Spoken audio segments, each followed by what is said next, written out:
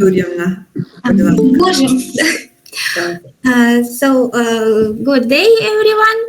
I'm glad to welcome you to the Night's International Scientific and Technical Conference, Printing, Multimedia and Web Technologies, which was started yesterday.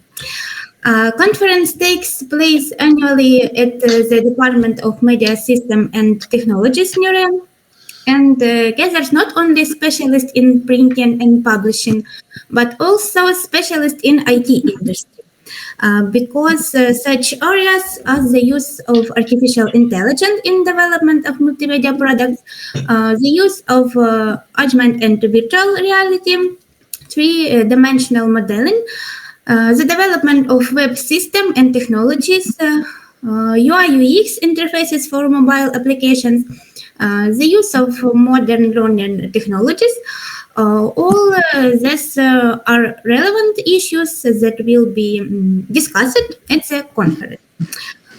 This year, despite the difficult conditions in which our country lives, the organizing committee received many reports, namely 228 reports, almost 330 participants from 6 countries: Mexico, Jordan, Lithuania, Poland, Germany, Uzbekistan. And this shows interest in scientific development and research. Organizing committee of conference, head of department Jana Deineka and staff of Department of Media System and Technology wish all participants of the conference fruitful work, adoption of constructive decisions aimed at combining theoretical and scientific and practical proposal in the field of development of modern technologies. So we wish you all, and for us, great work together today. So Natalia, maybe you.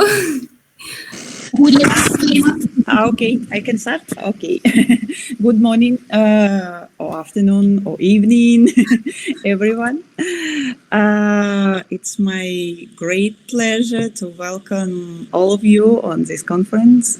My name is Natalia Ngurieva, and I'm honored to represent the Department of Digital Art, University of Guanajuato, Mexico. As we gather here to explore the dynamic intersection of creativity and technology, I'm thrilled to see so many passionate individuals dedicated to pushing the boundaries of graphic art, print, multimedia, web, and digital art. The field of digital art is vibrant and ever-evolving discipline that merges the traditional artistic principles and technologies. So that's why we are participating. We are dedicated. Natalia, something wrong with sound. We don't hear you. No. Oh. Okay. I'm from start. No. One second. No, I heard you.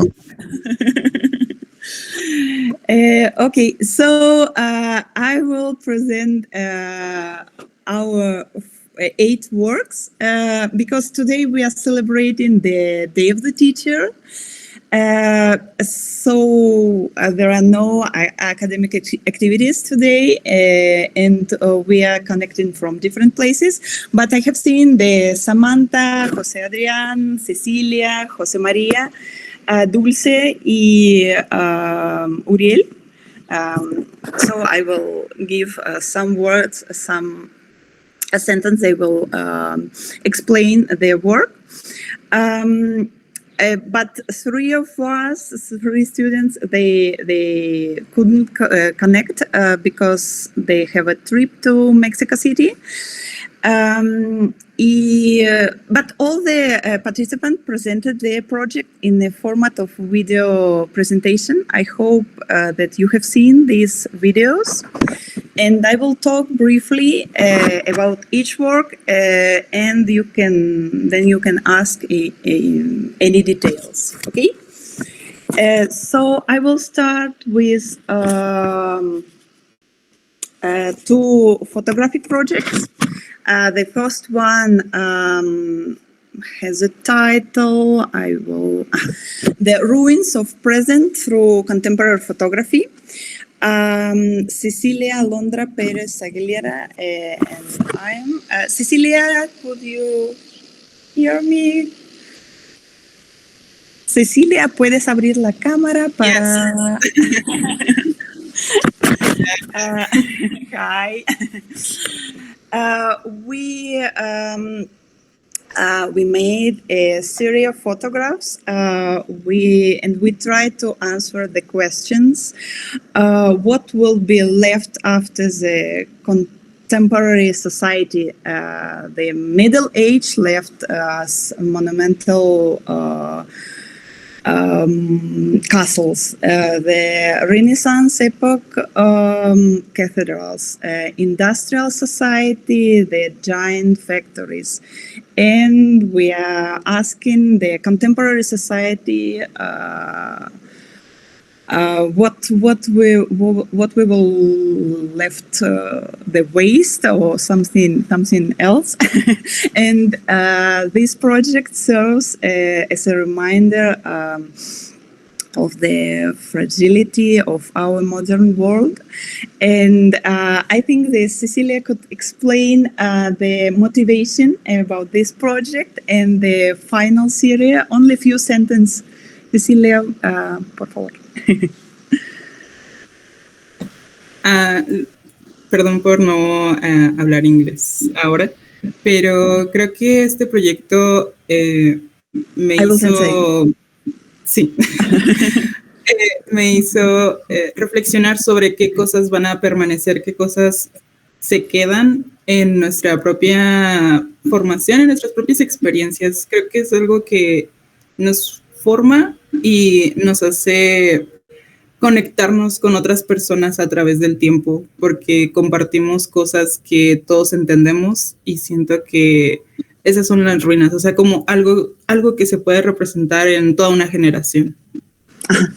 Our generation would try to represent the human being, the human, like a ruin, because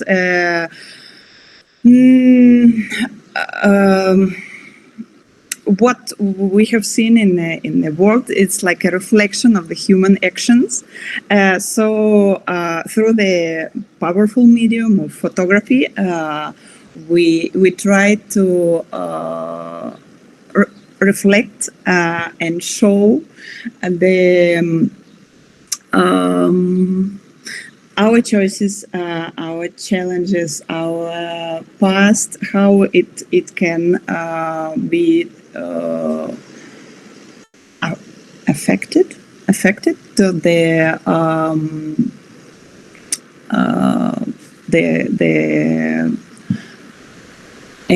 medio ambiente, in my mind can switch between Russian and Spanish. English is almost gone, but that's why I'm trying to... Наталя, можна українською або російською, а далі допоможе перекласти. Здорово. Тогда я еще немножко по-русски расскажу про этот проект, потому что очень интересный на самом деле проект. Може, ми його подивимось? Відео там Я перепрошую, у нас є якби програма доповідей, і ми, по-перше, в першу чергу хотіли заслухати одну нашу дівчинку, потім гостей з Іорданії, а потім вже якби детально роздивитись ваші проекти. Вони всі викладені на YouTube, усі.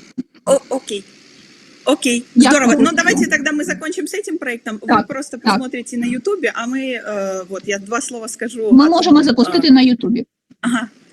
Здорово, здорово. И, ну, можно не каждый сам посмотрит. Вот. На самом деле это очень интересная тема, и мы будем ее продолжать, потому что интересно, что как бы останется после нас, и как мы представляем вот наше современное общество, что оно оставит после себя, я уже говорила, кроме мусора, так сказать, и пластика, да, Да, я ви допоможете перекласти нашим гостям.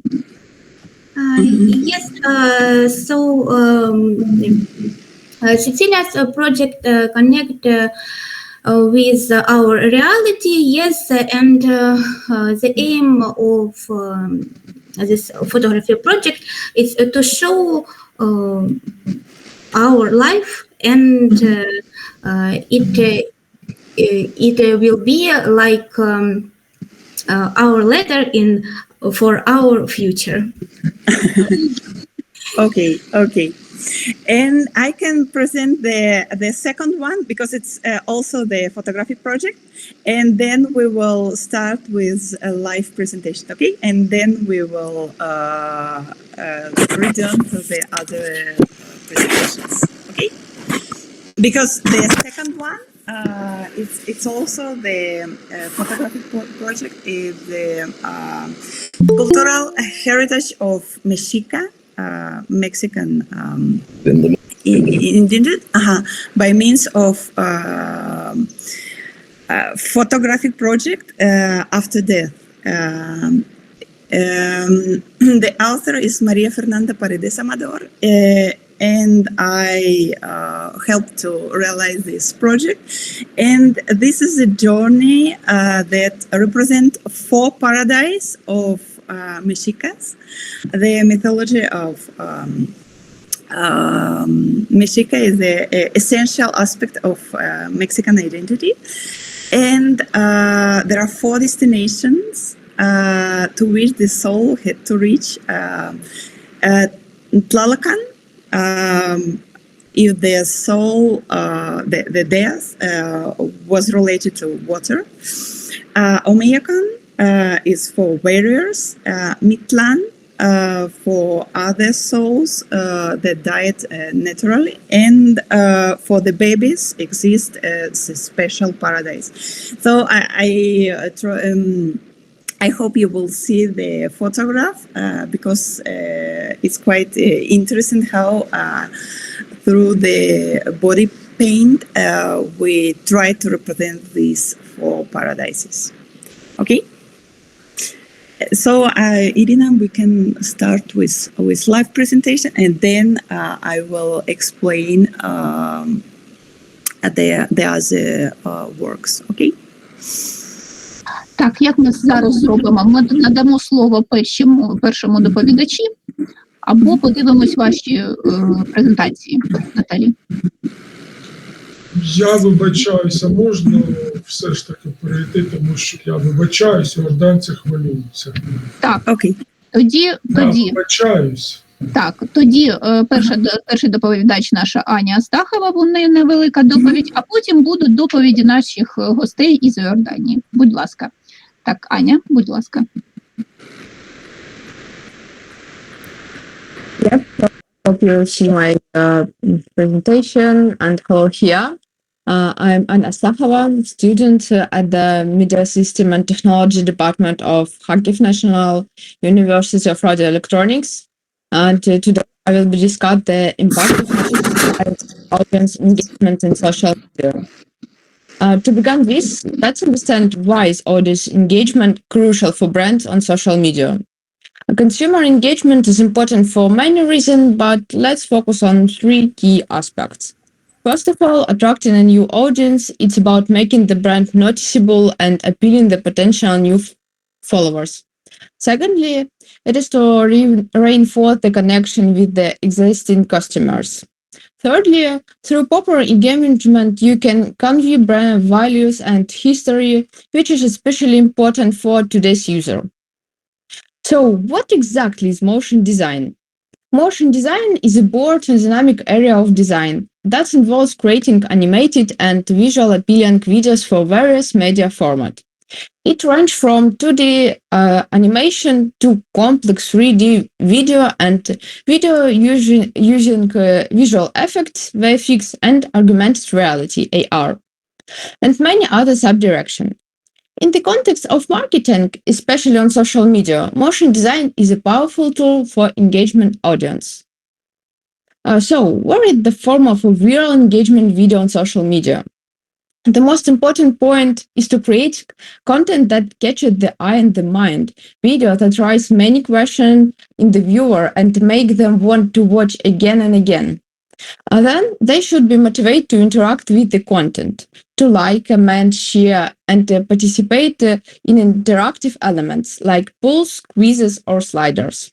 And it's crucial to analyze, as the line between something being new and interesting and be overcomplicated is very thin. So pay attention to metrics like watch time, engagement rates, click-through rates, number of likes, and comments. Refine and adapt your strategy based on the data and feedback you collect. Test different style of motion design. And let's illustrate this with a real example.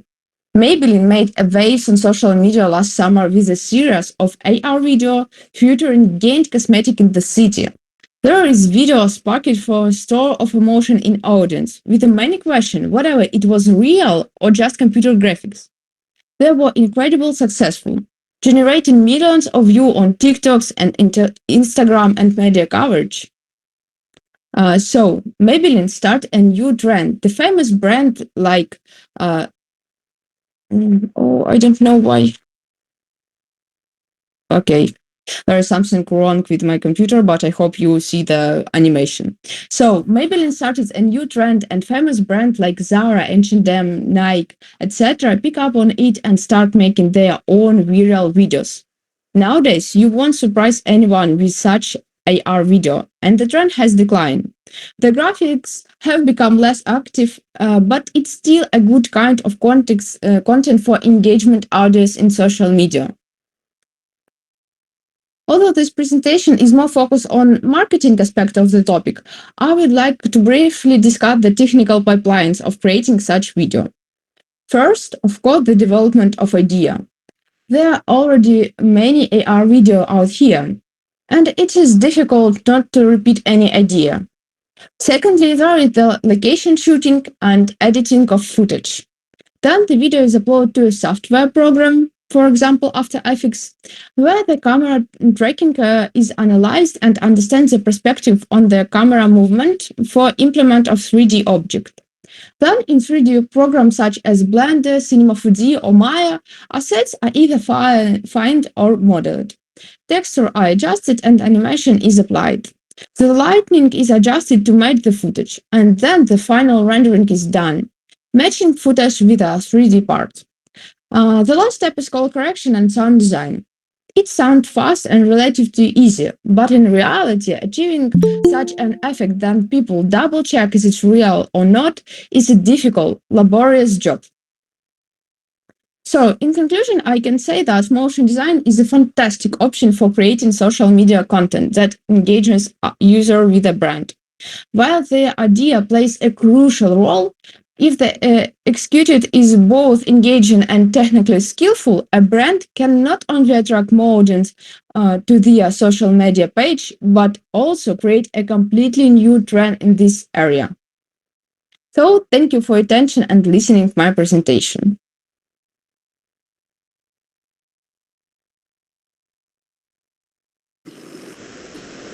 Thank you.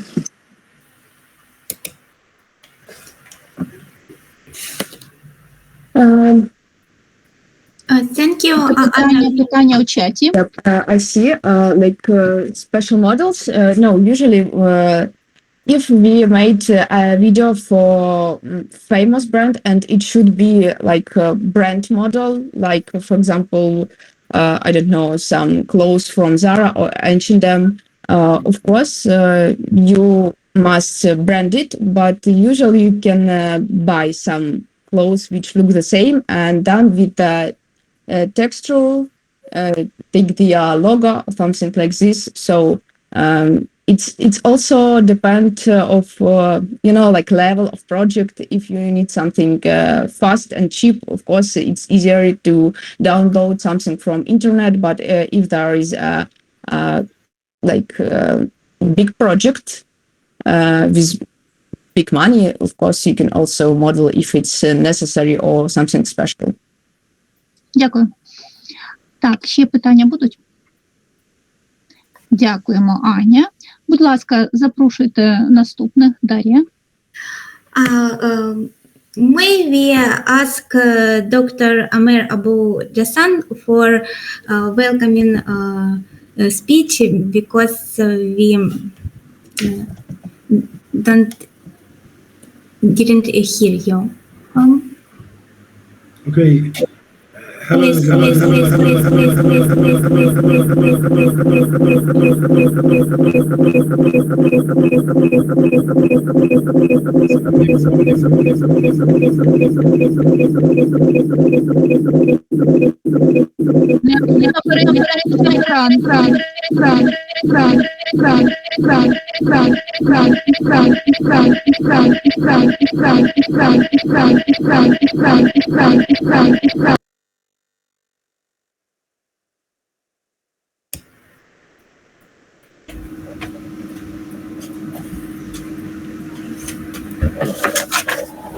Hello, this is Omar Jamal. I am supervised by Dr. Abu Jassar Amr, and my document or my research is about the impact of adaptive streaming algorithms on user experience in multimedia applications. I will try to share with you now the PowerPoint, the slides that I have worked on, and hopefully if you have any questions, of course, I will answer it as soon as possible. The presentation, I'm sorry for the technical problems that I have with my camera, and that wasn't happening before. Okay. The introduction about my research is about adaptive streaming algorithms are studied for multimedia application efficiency and user experience. Excuse me, but we don't see presentation. Відеопрезентації є на Ютубі. Ми можемо їх просто запустити, а потім прокоментувати.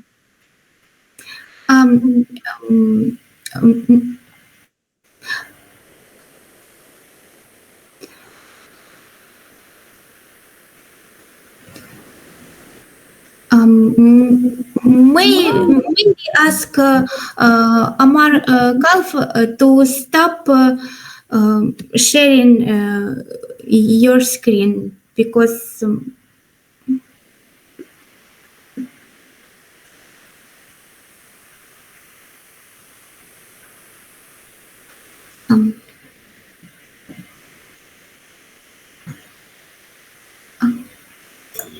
Щось трапилося з зв'язком, так чи ні? Ми не розуміємо, що трапилось. Якщо він не може запустити презентацію, ми можемо запустити відеоролик. Нам надсилали 2 доповіді, відеоролики. У нас вони на кафедральному Ютубі. А як нам припинити презентацію попереднього доповідача? Він повинен сам виключити її. Зрозуміло. Тому, да.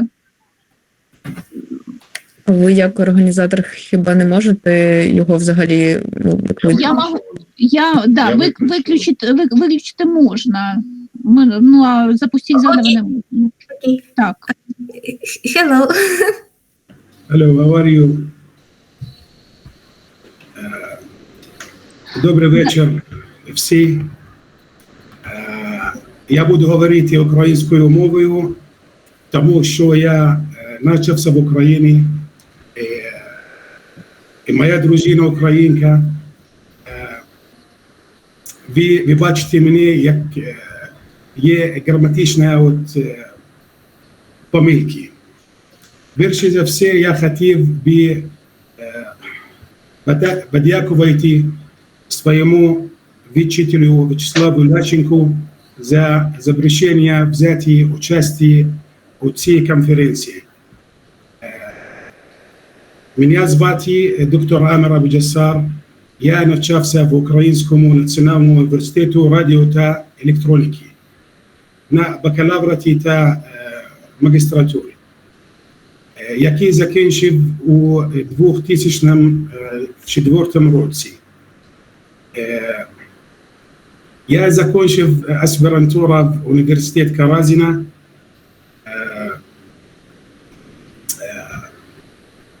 Моя дружина українка з Харкова. Маємо дочку і двоє синів. Зараз я працюю доцентом у Національному університету Аджлон на факультет комп'ютерних наук. Хочу подякувати організаторам цієї конференції за надану можливості участі та обміну досвідом між студентів. Сподіваюсь, що в Україні запанує мир і перемога. Дай Бог. Дякуємо, такі щирі слова. Дякуємо, дуже дякуємо вас за таке привітання. Дуже дякуємо. Дякуємо вас. Зараз у мене двох студентів, Анас Батірі і Усама Амірі.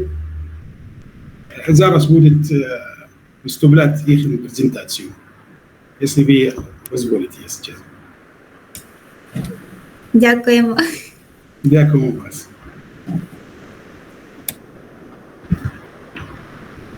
Hello everyone, can you hear me? Yes. Yes. Okay, Yes, just 1 minute. I just want to make it full screen.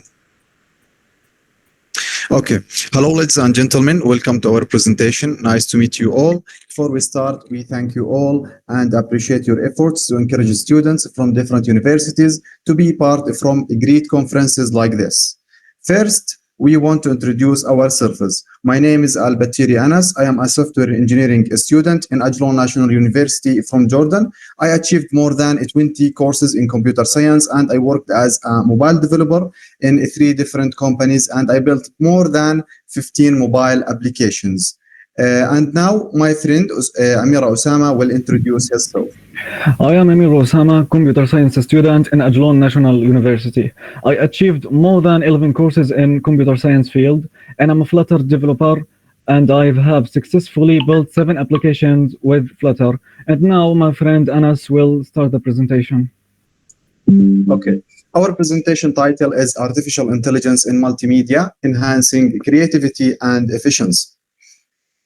This presentation or research is presented by Abu-Jassar, our supervisor, Amir Tahsin. He is a doctor in Ajlan National University in Information Technology College in Ajlan, Jordan, and me, Al-Batiri Anas, a student in Ajlan National University, and my friend Amira Osama, he is a student. Okay, and now Osama will start with the table of contents. Okay, firstly, we will introduce to AI in multimedia. Then we will talk about impact of AI on multimedia, key concepts in AI on multimedia, evolution of AI in multimedia, AI techniques in multimedia, and future prospects of AI in multimedia. Okay. Right now, I will start with the introduction. Artificial intelligence or AI has emerged as a transformative force in the field of multimedia, revolutionizing content creation, analysis, and delivery across various industries through an analysis of the current state of AI in multimedia and its future prospects. This research paper aims to provide insights into the transformative potential of AI in shaping the future of multimedia content creation and consumption. Now we'll talk about impact of AI on multimedia. In today's digital age, the convergence of artificial intelligence and multimedia technologies has paved the way for unprecedented advancements in content creation, and delivery.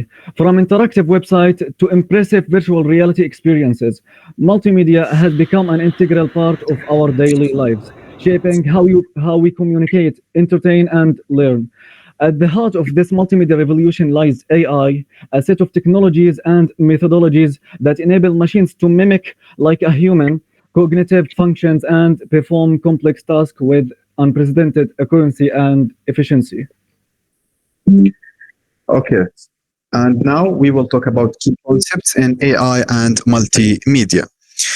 Multimedia, as defined in the literature, encompasses a wide range of digital content types, including text, images, audio, video, and interactive elements. Each component plays a unique role in conveying information and engaging users across different platforms and devices.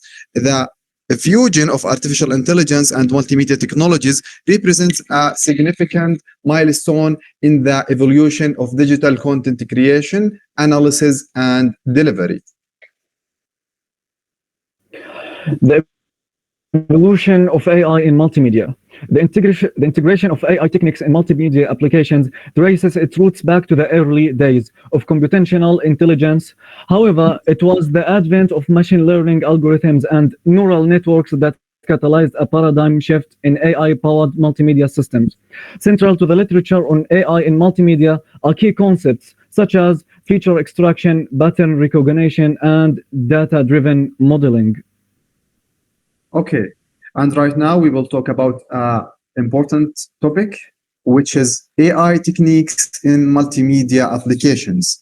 AI techniques have revolutionized multimedia applications, enabling the creation, analysis, and delivery of rich and engaging content across diverse platforms. Machine learning lies at the heart of many AI-powered multimedia systems, enabling computers to learn from data and make predictions or decisions without explicit programming.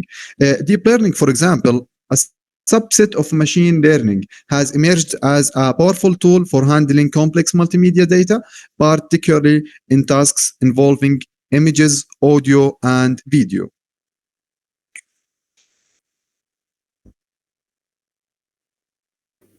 The future prospects of AI in multimedia. What's the future prospects of AI in multimedia? Artificial intelligence has emerged as a transformative force in the field of multimedia, revolutionizing content creation, analysis, and delivery across various industries. Through an analysis of the current state of AI in multimedia and its future prospects, this research paper aims to provide insights into the transformative potential of AI in shaping the future of multimedia content creation and consumption. Okay. In the conclusion, in summary, artificial intelligence has transformed multimedia, revolutionizing content creation, analysis, and delivery. From machine learning to deep learning, AI has become integral to our digital experiences. Looking forward to by fostering collaboration, adhering to ethics, and prioritizing user-centered design, we can harness AI potential for inclusive and engaging multimedia. Let's remain committed to advancing AI for the betterment of digital multimedia and humanity. Okay, thank you, Osama. In conclusion, I want to express my gratitude to our esteemed audience for their attention and engagement throughout this presentation. Your interest in exploring the transformative role of artificial intelligence in multimedia is truly appreciated. Thank you for being part of this discussion, and see you in another one. Thank you all. Thank you, everyone.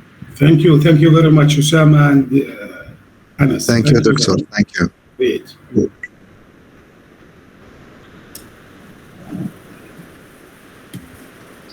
Питання. Any question, please?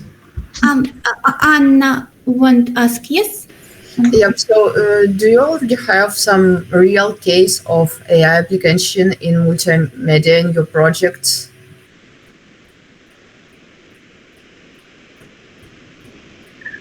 Do you mean if we have used AI in some project? Yeah, for the real projects. Yes, I built an application, a mobile application, and I used, for example, the print bit for my hand, for example, to make a vote in application. Finger point. Yes, fingerprint. Great. It was really interesting presentation. May I ask this research? It's like a science work, or it's like a part of your thesis, for example? What is? Thank you very much.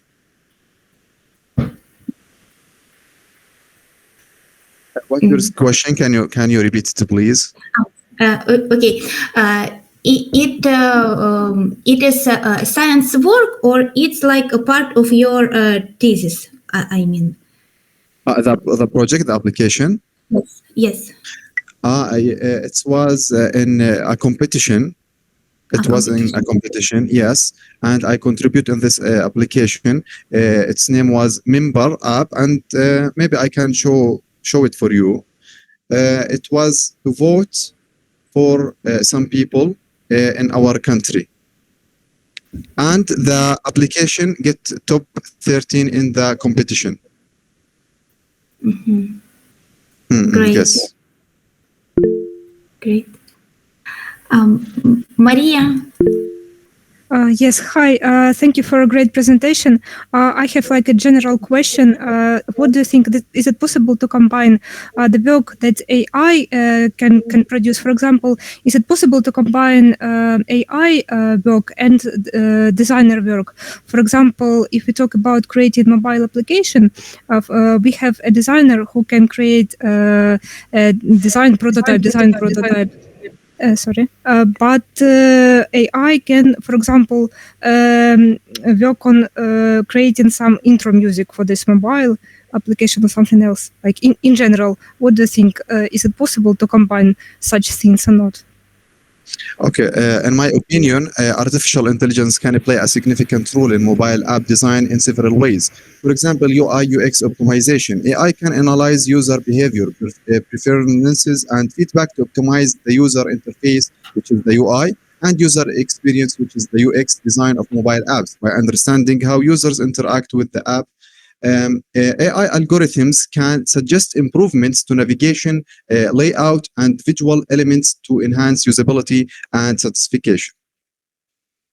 Got it. Thank you for clarification. Thank you. Thank you very much. Do you have another questions? В чаті. В чаті. Питання в чаті. In chat, is it like... I was just wondering, you mentioned like competition. Is it was like a hackathon or something similar? No, it was. I want to remember just its name. Just 1 minute. I want to remember.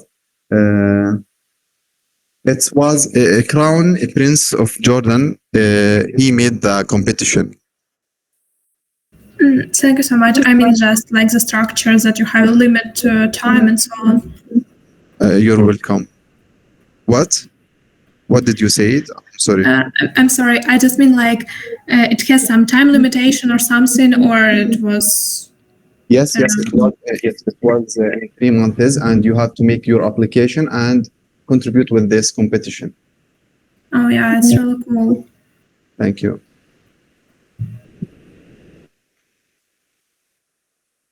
Дякуємо за відповіді. Ну що, переходимо до наступного доповідача.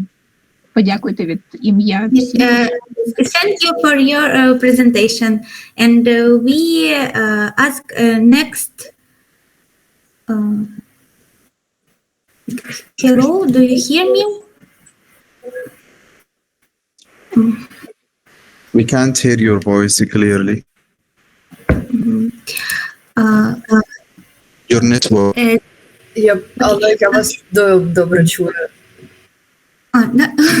Okay, yes, thank you for presentation, and we ask next participants. Yes. Okay. Okay, thank you. You're welcome.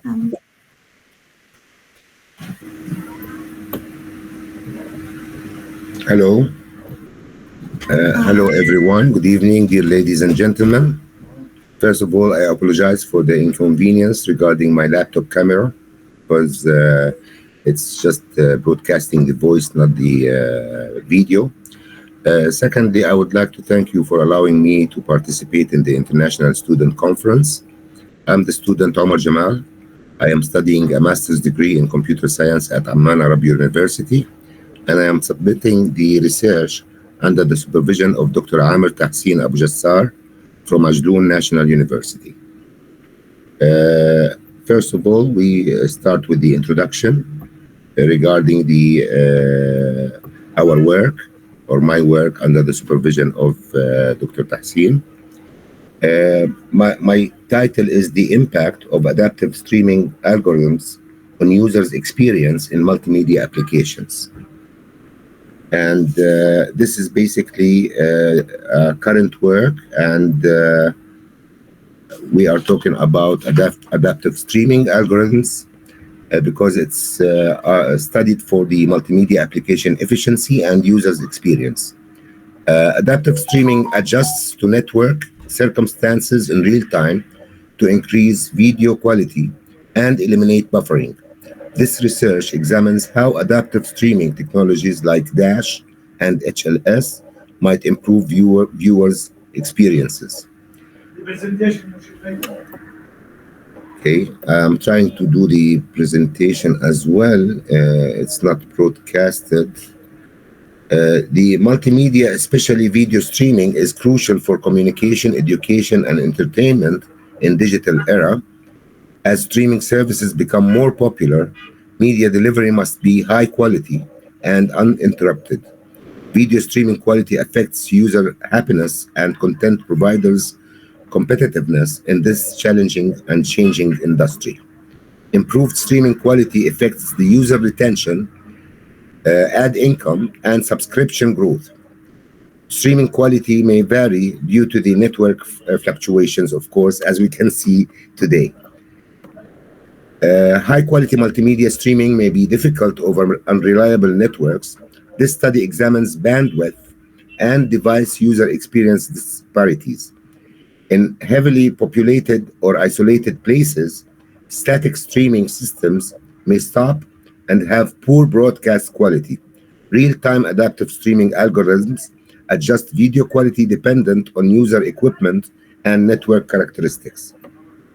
In order to determine how much of an effect adaptive streaming algorithms have on the user experience, this study uses a quantitative approach to evaluate the robustness, visual quality, and responsiveness of algorithms. One important technological approach is to mimic the network configuration.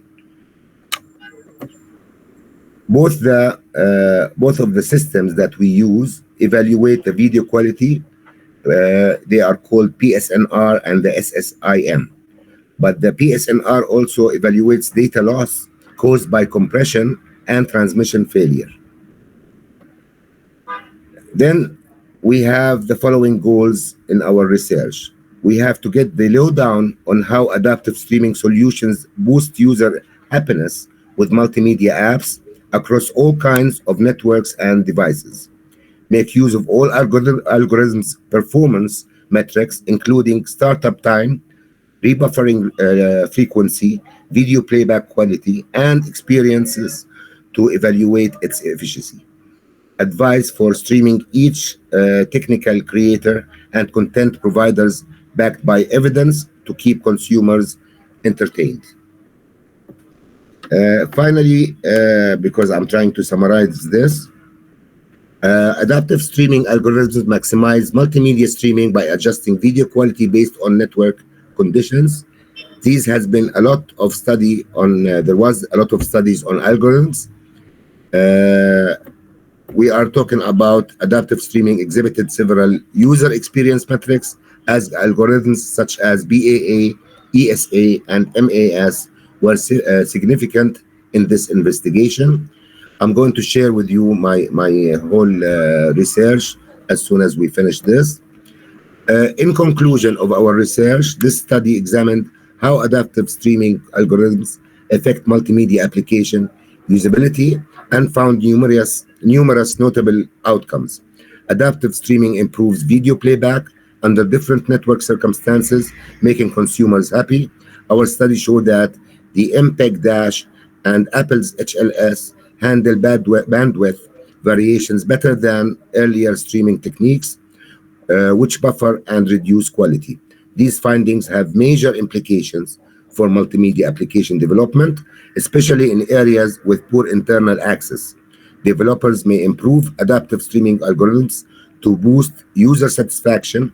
Future machine learning research should concentrate on adaptive streaming techniques. Predictive analytics can adapt streaming quality as the network changes. Finally, streaming attribute preferences and behaviors may reveal subjective user experience when modifying algorithms. Research into the algorithm's energy efficiency for mobile multimedia applications is feasible. Thank you very much, everyone, for having me. And if you have any questions, please say it now. Thank you, Omar. Thank you very much. You're welcome, Doctor. Thank you. Thank you, колеги. Можливо, хтось питати? I'm sorry, I can't hear. Is there any questions? I ask my colleague, maybe someone want to ask you, and after I ask you. So,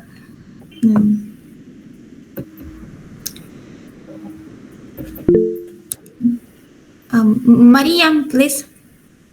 Yes, thank you for presentation. It was very interesting one. I have just one question.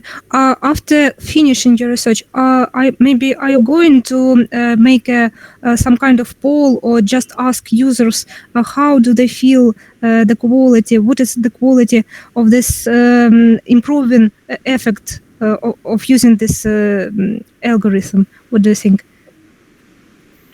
Yes, AI-powered data analysis tools. And this can help us as researchers to analyze data more efficiently and make the process free of any bias. In addition to writing and analyzing data, researchers spend countless hours reading scientific literature, such as me, for citing the articles. So this is one benefit. And of course, in Jordan, Jordan has succeeded in creating and developing a highly competitive ICT sector, a pioneering sector in the MENA region, and currently serves larger regional markets in the age of technology and innovation, and contributes significantly to the country's increasing globalization. AI is reshaping the landscape as a whole. Cool, got it. Thank you. You're welcome. Yes, thank you for your presentation, for sharing your information, and we are waiting when we can to read your article. As we understood, you prepare, yes? Yes, of course. I will send it ASAP. Yes, thank you. And now we ask our next author of report, Dr. Amar Abujasan. What about next presentation? I mean, AI and multimedia synergy of color and image innovation. Good evening, everyone. Oh, hello. Just a second to share the.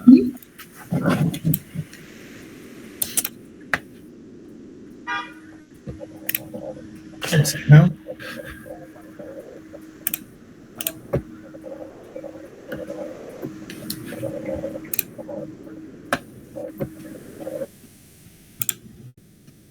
Are you seeing? Yes, we see your presentation. Yes. Okay. Please. First of all, ladies and gentlemen, I am Ihab Zuhair Al Jamal from Ajlan National University, and together with my supervisor, Dr. Abu Jassar Amir Tahsin, I would like to thank the organizer for allowing us to be part of this wonderful event. We are excited to share our work on how artificial intelligence is transforming multimedia. especially in the areas of color and image processing. Thank you all for being here, and we hope you find our presentation insightful and engaging. This presentation, as we told before, is Dr. Abu Jassar Amir Tahsin from Ajlan University. He is a doctor in section Information Technology College, and me, Al-Jamal Ihab Zuhair, in Cybersecurity Department.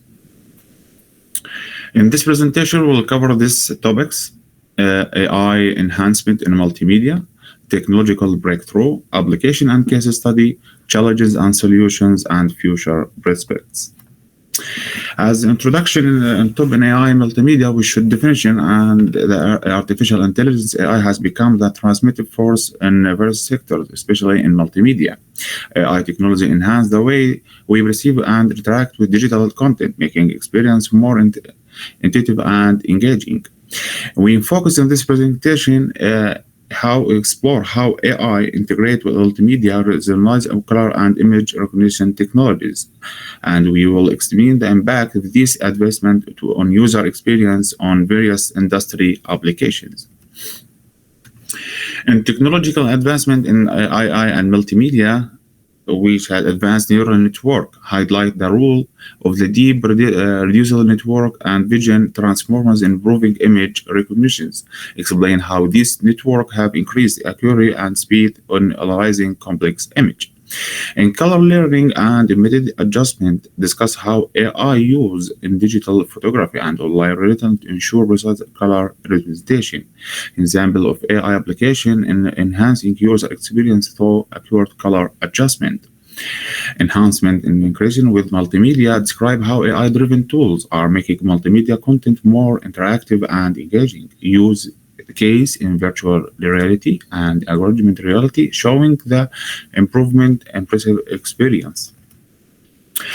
And if we talk in challenges and solutions enhanced in multimedia, we should mention data privacy and security challenges, like massive data sets required for AI training pose risk to user privacy and data security. The solution is implementing the strict data protection measures and using anonymization technique to secure user data. In computational demands, challenges like high-quality multimedia content processing and computational intensive, and we can escalate costs. In solution, leverage edge computing to process data in your or near the device, reducing load on a central server and speeding up response time. And bias in AI data challenges, AI data can't visually learn how to predict biases present on their training data, leading to an unfair outcome. The solution was regularly editing and updating AI model to identify and reduce biases, ensuring fair and suitable AI interaction with. In application, if we talk in application AI multimedia across various sectors, we should mention first of all the education. AI personalized learning by adapting multimedia content in real time to fit individual student needs. Example of that, interactive educational software that adjustment complexity based on student performance. In healthcare, AI enhanced image tools assisting to diagnose disease from medical image with generated accuracy. An example of that, AI algorithms that analyze a radiographic image and detect the abnormalities. In e-commerce, accurate color detection in e-commerce enhance the shopping experience by ensuring the color are depicted accurately. Example of that, AI-powered tools that automatically adjust protect image for color fidelity on different displays. In virtual and augmented reality, AI makes VR and AR experience more interactive and impressive by improving image and color rendering. Example of that, AR application that use AI accurately overlay digital information on the real world in real time. In conclusion, and future respects on that, we should, the summary, we have explored the significant impact of AI and multimedia, from enhancing image and color recognition to improving user interaction across various sectors. If key takeaways, AI is not only revolutionizing existing application, but also paving the way for a new innovation in multimedia. We look forward as AI technology continue to evolve. Its integration with multimedia is expected to deepen, offering even more personalized and disable digital experience. Continued research and development are critical for overcoming current challenges and unlocking new potential in AI-enhanced multimedia. In action, encouraging outgoing collaboration between technologies, researchers, and industry stakeholders to drive innovation and address challenges in AI multimedia. Thank you for your time. Thank you for having us, and we are open for questions. Thank you. Thank you. Colleagues, students, do you have questions?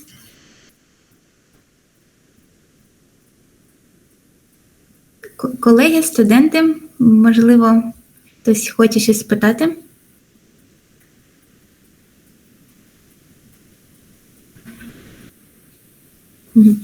May I ask? It was a really interesting presentation, and you showed a lot of sectors in which we can use AI. But what would you choose? All 4 sectors, or maybe some is more interesting for you? To be honest, I will choose more AI effective in learning to help the others to make the data come fair. The other is easier because many science are protection and evolving AI helping on that. So we need AI to involve in learning more than now. So I hope that, yes, to be honest, in education, I mean. Okay, I see. And about education, it's in general, or you want to work with some special age group? I mean, teenager students in school or high school, in which area? I think we should focus on how to create our own AI. To learn, to make the student make their own AI, their own idea, their own way to think or way to behave from their culture, from their reality. I think we should focus on that, not just as the platform or just we can use it. You know what I mean? I think we should focus on that, not in just in platform you use it like many things, because AI they introduce in everything, almost everything, I think, in our world, even the politics. Okay, I see what you mean. Thank you for answer. And now I ask again my colleagues, колеги, студенти, можливо, хтось. There is any question left? Okay, thank you for your presentation. Yes. Thank you too. Thank you too. Thank you. And я бажаюся тим, що закінчив ваш університет. Дякую всім. Сподіваюся, скоро зустрітися з вами. Thank you all. And I hope to see you soon, inshallah. Thank you. Ми сподіваємось також. We hope to. Thank you very much. Можливо, от є студенти, то колеги, які не розмовляють українською мовою, не знають, как я. Хочу поблагодарить всем за это выступление в вашей вот конференции. Дай Бог, все, что прошло вот нормально. Спасибо, как я вам сказал, вот мой учитель Вячеслав Лащенко. Спасибо вам огромное всем. И слава Украине! Героям слава! Дякуємо. Але ми ще не закінчуємо, ми продовжуємо. Ні, ми продовжуємо. У нас ще секція закінчилася. Так, дякуємо за ваші доповіді. Ще будуть інші доповіді. Тепер наша дівчатка. Okay. Даша, будь ласка, представляйте. Yes. Далі. Так. 1 minute. Юля, I will share my screen now. А, ні, Даша Єрохіна, вона, так, Даша Єрохіна, вона далі. Yes. I hope you will now see my screen. If there are some technical problems, please tell me. Yes, we see your screen. Okay, first of all, let me introduce myself. I'm Daria Yerokhina, student of Kharkiv National University of Radioelectronics at MST department. I'm very excited to be here in the conference with all of you. And the topic of my report is the use of augmented reality in school physics course. So maybe we will start now. The relevance of the chosen topic is the introduction of additional reality into school education, namely into the school physics course. It will allow students to study physics more deeply and clearly, not only in the school laboratories or classes, but also independently at home. Now we'll see some examples of the statistics of the use of AR in school. It was made from the global view, not in our country. I didn't found it, so it will be like global. And if we look, we will notice that if of all disciplines, the subject in which AR is almost often used for scientific studies is the science course, which also includes physics. Then it comes math, English, and other studies like biology, social, chemistry, and arts. It has 67%. So then, on the second chart, we can conclude that high school students starting mostly from the 7th or 8th grade are more likely to currently use AR, regardless to whether at school or at home. Also, I also found that there are some AR use also in the kindergarten. It was approximately 13%. But mostly we can see it is mostly high used in the 9th grade, 8th grade, so it's like a middle school, 47%, 47, sorry. Okay, now it's the purpose. The purpose of AR technologies is to convey to students the essence of physical processes and phenomena. With the help of advances in this field, it is possible to display experiments and processes from various fields of physics, both at school and at home. Create your own experiments and combine theoretical materials with practical skills. And now let's look at some AR applications, their advantages and disadvantages. First is the physics 3D virtual experiments. It creates a virtual laboratory in which you can conduct simulation and calculations, not only in physics but also in biology and chemistry. It conducts experiments in areas such as heat, thermodynamics, mechanics, and magnetism, waves, water characteristics, electricity, and modern physics. Second one is Spark Learning. It also creates completely virtual laboratories. The main advantage of this application is that it describes every step of the experiment. Both applications have one common disadvantages, and namely one is the need for computers with high resolution and performance to display experiments. It can also be attributed to the fact that the students communication only with the program, not with each other. And it has an unlimited number of attempts, which in turn leads to the fact that students pupils do not know about the real danger of experiments. So the next one is CG Physics IR. The main advantage of this application that it does not require special equipment. It can be installed on a phone or tablet. All you need is the application and special sheets with QR codes that are activated when you put your camera on it. On the other hand, with application cannot be used to conduct experiments. It is more in-depth to detect process by waves, like in the photo you can see, or to show what the circuit looks like in reality. Second one is the physics lab, AR.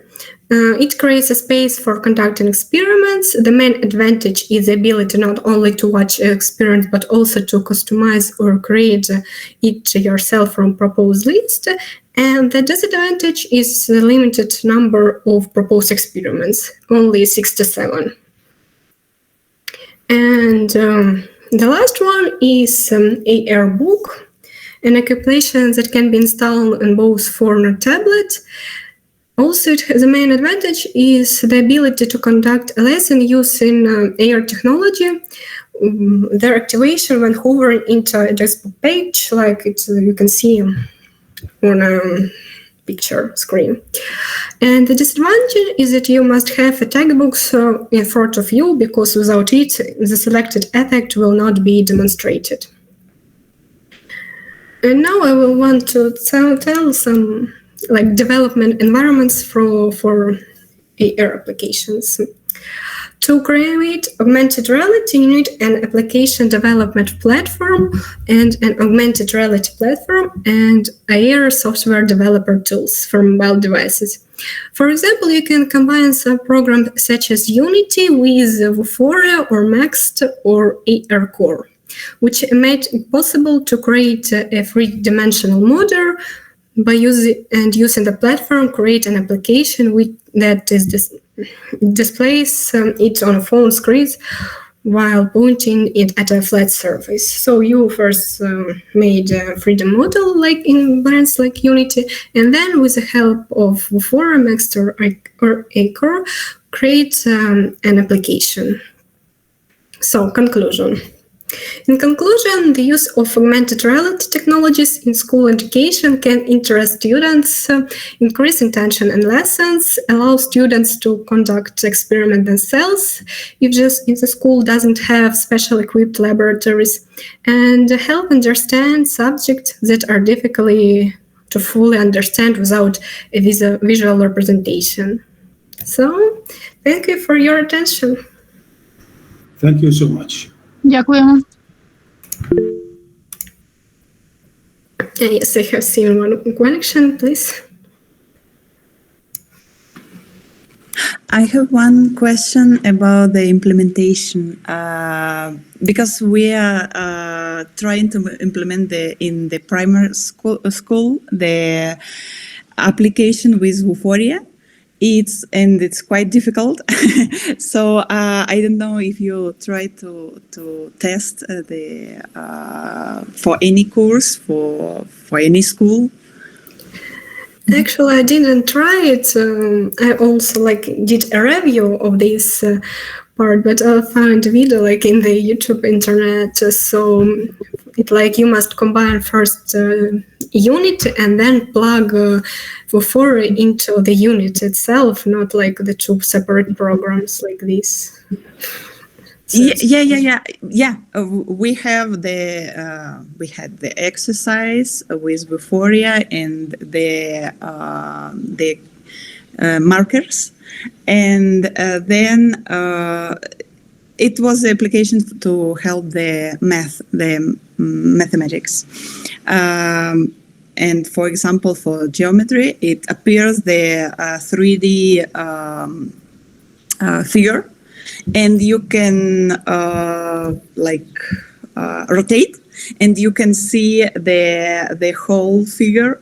So it's quite helpful in case of mathematics. But the application of this tool for primary school, it's quite difficult because of the cell phones, because of the installation of all the.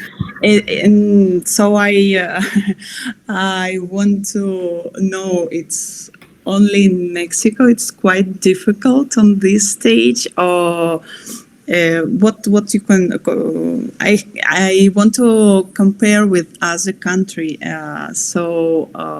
Do you have any experience? My own experience I don't have, so that's why I choose this topic, because we only need like textbooks. So only.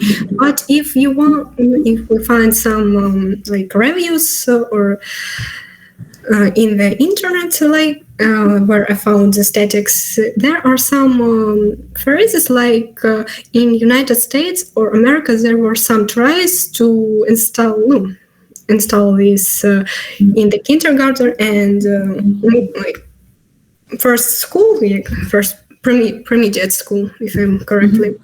But if you can show the statistics one more if you need, it was shown that mostly it is become more useful starting from the 7th grade, so it's like middle school. Then, so teenagers, maybe it's more useful for them. Okay. Because we try to implement this for the 5th grade, and we have a prototype, but it's quite difficult to insert this practice in classroom, in the real classroom. We try to do it, but it was before the COVID. So when the COVID started, we like stop or pause this project and never try it again. But that's why I'm asking. Maybe you can find some school where you can try to implement this additional tool. It will be great. Okay, thank you. Thank you very much for your question. Yes, we also have question from our colleague. Ina, please. Ina, please, question.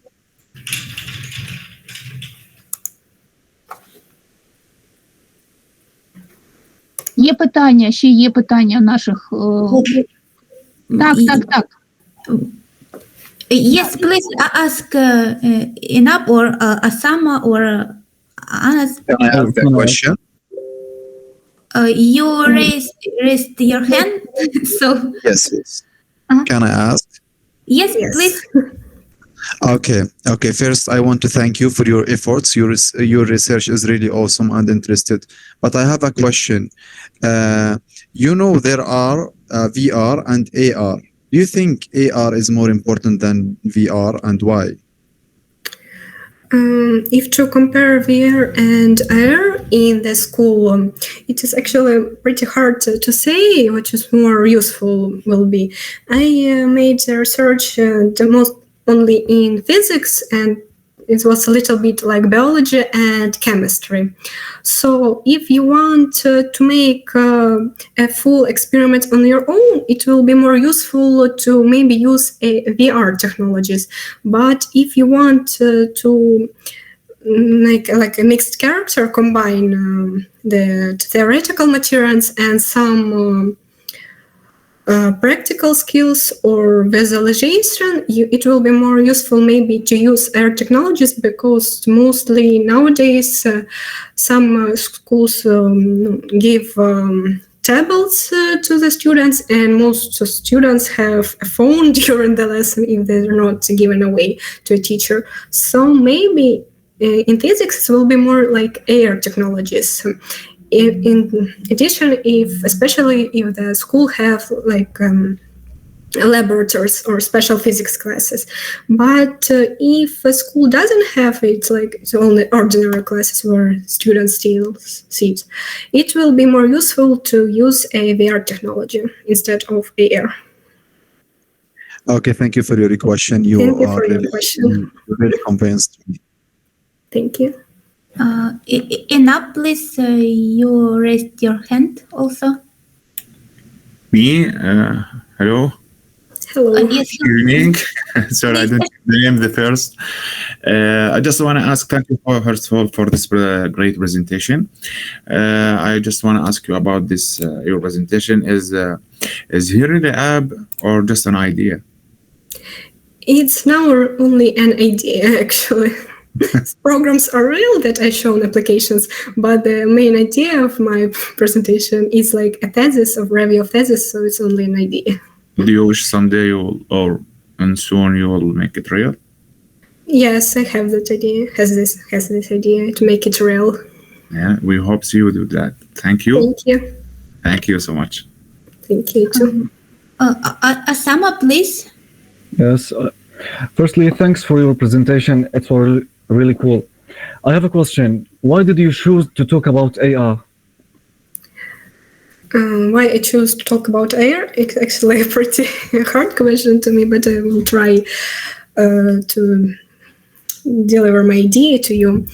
Maybe it's because my own experiments in school where I didn't have like visual representation of physics. And when I first saw like in the YouTube video where you put a camera on a page or QR code, the representation of experiment showed up, like, wow, it's very interesting. It will be good if it was in my school during my school year. So it's like the point of how I come to the use of AR in the school. Oh yeah, thanks. Simple story. Thanks for you. Thank you for your question. We have a raised hand, Jose Adrian Rodriguez Gonzalez, please. Thank you so much for your presentation. I could say that it was so amazing because sometimes physics is hard to understand because always it's just that you have the textbook and you must understand the textbook. Although sometimes it's not such an easy task to understand those topics like have you said. But I'd like to ask you, well, an experience I've seen that. Because when I was in the first grade of chemistry, I've seen a topic about those types of nuclear atoms and that stuff. And sometimes it's hard to see how is an orbital or something like that. And I've made like a program that it can plot those orbitals, the complex orbitals, spherical harmonics, and also hybridization. So I'd like to ask you, your project you've said that the project is with a point to present to the like high school, like primary or something like that, the physics it's hard to understand, but at the university it can be. Because, well, I don't know if I can contribute with that because I'm so interested to present that part of hybridization, spherical harmonics, that sometimes it's hard to understand at the beginning of a course. So I don't know.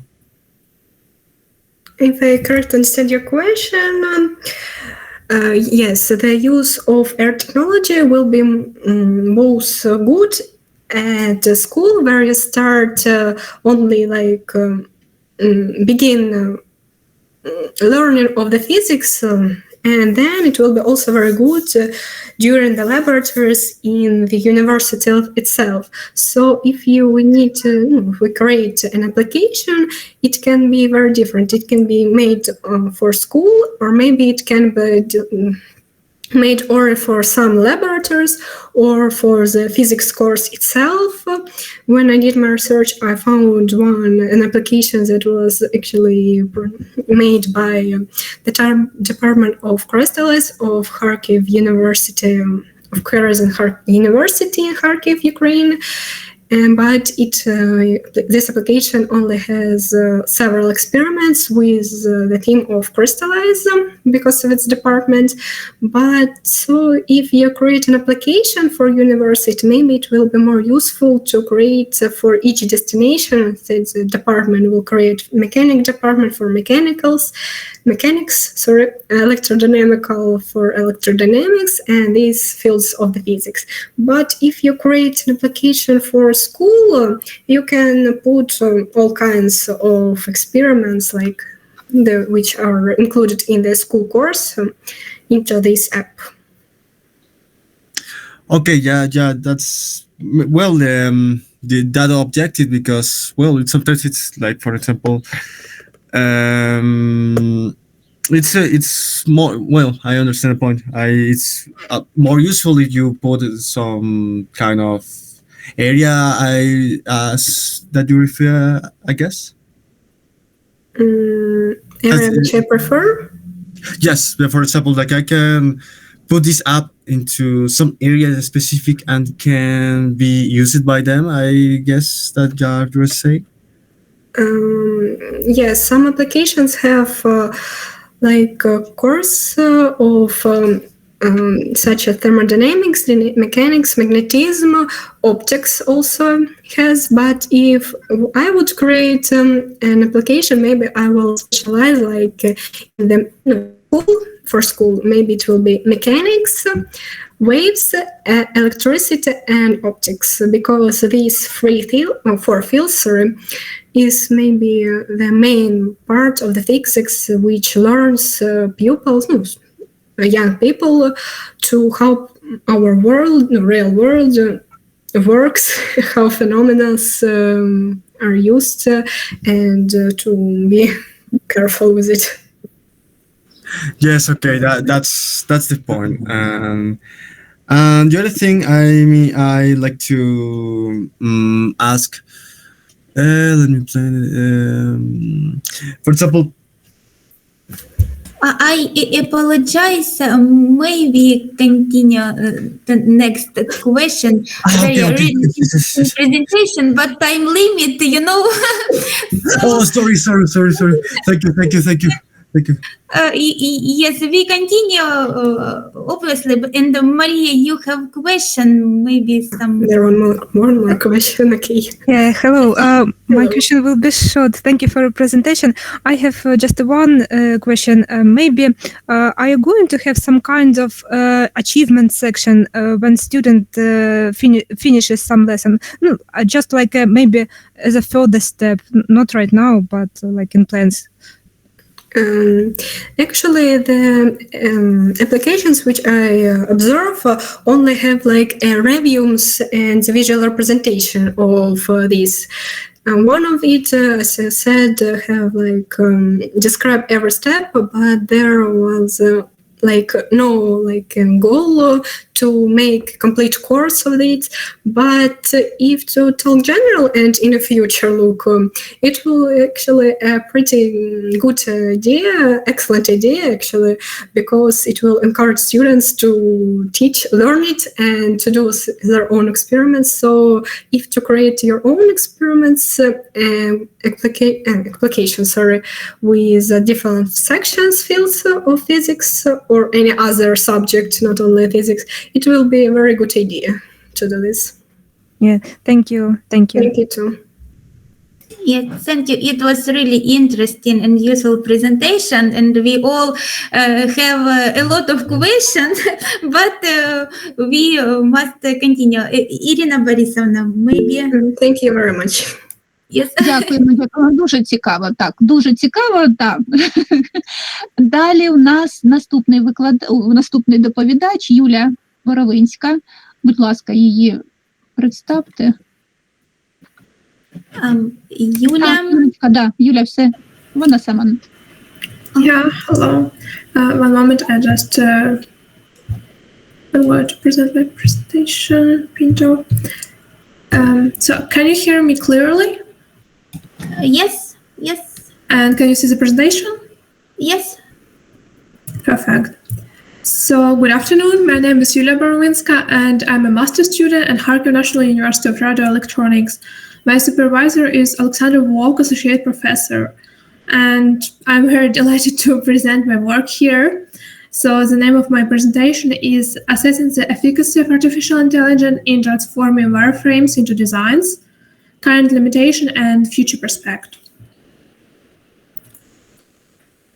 The presentation structure is as follows: artificial intelligence in web design, low-fidelity wireframes as foundation tools, AI-powered user tool, exploring the query processing, the result of the research, and conclusion. First, let's talk about artificial intelligence in web design. Artificial intelligence has revolutionized the web design industry by offering many tools and features that simplify and improve the development process. According to a study by HubSpot blogs, 93% of designers have used AI tools to complete web design tasks. With AI-powered wireframes generators, designers speed up the development phases by using user behavior data and industry trends. These wireframes are divided into three main types: low fidelity, medium fidelity, and high fidelity. Subsequently, we will delve deeper into the examination of low fidelity wireframes. So, low fidelity wireframes serve as foundation tools in the early stage of web design, providing a simplified representation of interface elements and functionality. These wireframes outline the basic layout, UI component, content layout, navigation, and user flow of a digital product. By prioritizing functionality over form, these frameworks accelerate the feedback loop, ensuring the design decisions they are based on emphasizing knowledge and interactive improvement. Given the simplified nature of low fidelity wireframes, lacking complex visual elements, they were just chosen as a focus for the evaluation. To assess the efficacy and efficiency of artificial intelligence technologies in wireframe scanning and their impact on accelerating website development, a study was conducted using wireframe scanner, an AI-powered tool from Usered that offers automated transformation of hand-drawn sketches and wireframes into complete prototypes. To evaluate the AI-powered user tool, three low-fidelity frames of varying complexity were examined. The first two were hand-drawn, and the third was digitally created using the pen tool in Figma. The evaluation process included launching the wireframe scanner tool, loading each frame sequentially, and selecting the desktop screen size and performing the import function. Each request took approximately 40 seconds to process. So, turning our attention now to the first query, which contained a simple frame consisting of two screens with image and text, as you can see on the slide. It's worth mentioning that artificial intelligence accurately identify and incorporate textual and visual aspects. For further evaluation, the scanned image contained 4 frames on a single sheet of paper was provided to investigate the AI behavior in such circumstances. And the AI-generated prototypes were displayed on a single desktop screen, indicating that basically the artificial intelligence was unable to comprehensively analyze the content provided and instead focused solely on the outline text and visual elements.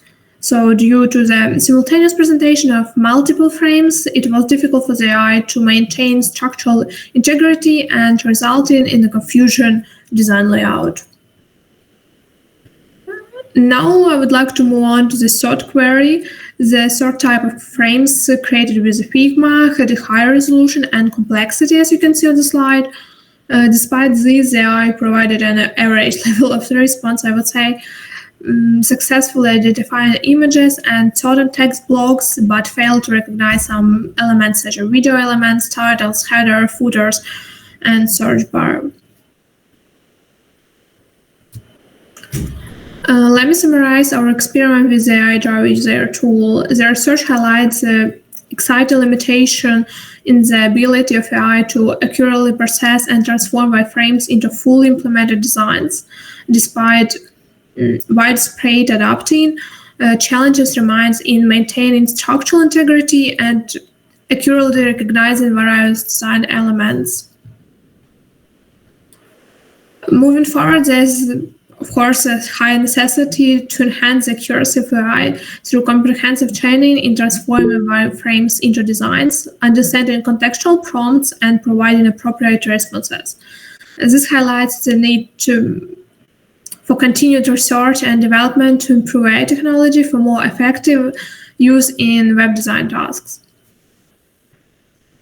So basically that brings me to the end of my presentation, and I thank you for your attention, and I am open to any of your questions.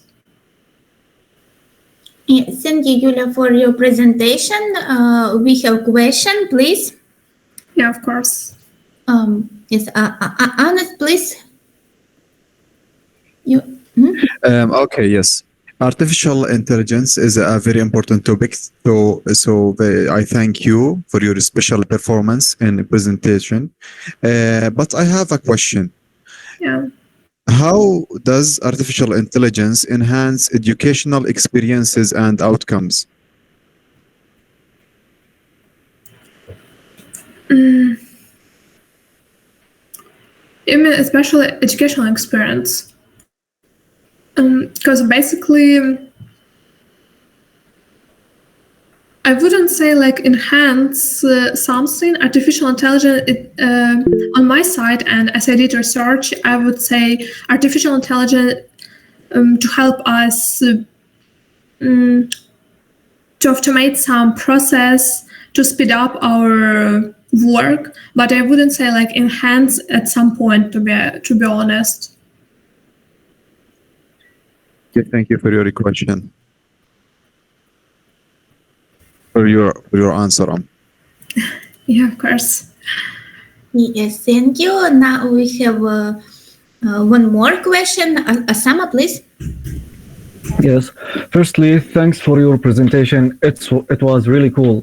In your opinion, what role do you see humans playing in collaboration with AI systems in the future?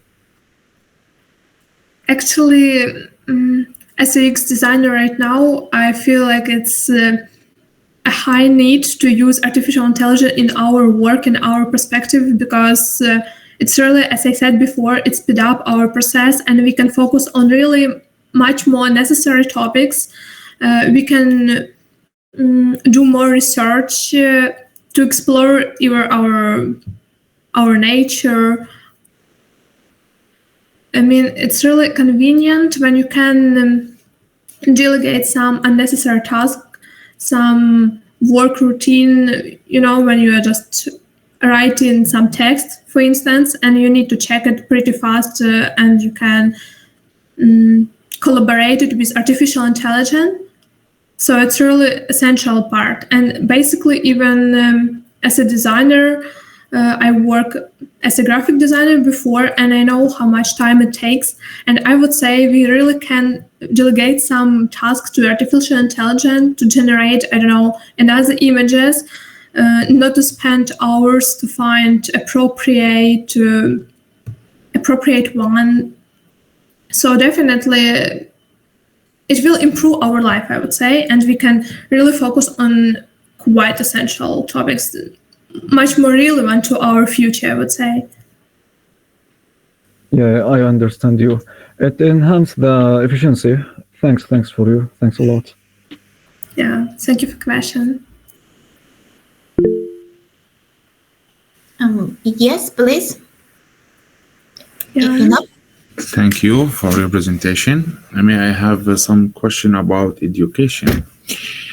Or may I ask about your imagination in AI in the future? What it can give you for an education for? I'm sorry, come again, please. I will ask you about what will, in your opinion, in your imagination, what will AI give the education in the future? Education and AI? Yeah. Okay, yeah, thank you for the question. I see. It will just improve the quality of our education. Yeah. However, to be honest, I already found a lot of articles, especially right now. For instance, there are quite a lot of troubles right now, as I know, for instance, in Germany, in a lot of universities, artificial intelligence create a lot of troubles for students. For instance, some master theses were postponed to be presented because of this, because professors were pretty skeptical of level of knowledge of the students. So there's some benefits, there's some pros and cons. On the other hand, we have like something, or we have need something? Need something, you mean in use, or? Yeah. It's just a tool. If you know how to use it, you will get a lot of benefits from it. In my country, they called AI like a children. What you raise him, you will become. You know what I mean? I see. Yeah. So sometimes you should learn. He learn your behavior. He learn how you thought. How he learn, or maybe he will educate himself, or about in the way you raise him about. You know what I mean? Yeah, I see what you mean. I see. But to be honest, literally 1 week ago, I read the article, and there were a lot of quotes that artificial intelligence is taught by human works. So right now, it's just analyzing the human data, and it's not creating something new. It's just analyzing and providing the answer. So basically, I don't see like a huge, huge damage, I would say, because right now it's just analyzing the data. So if I ask something, the professors here or doctors will laugh, but I will ask that. Do you think AI will take their role?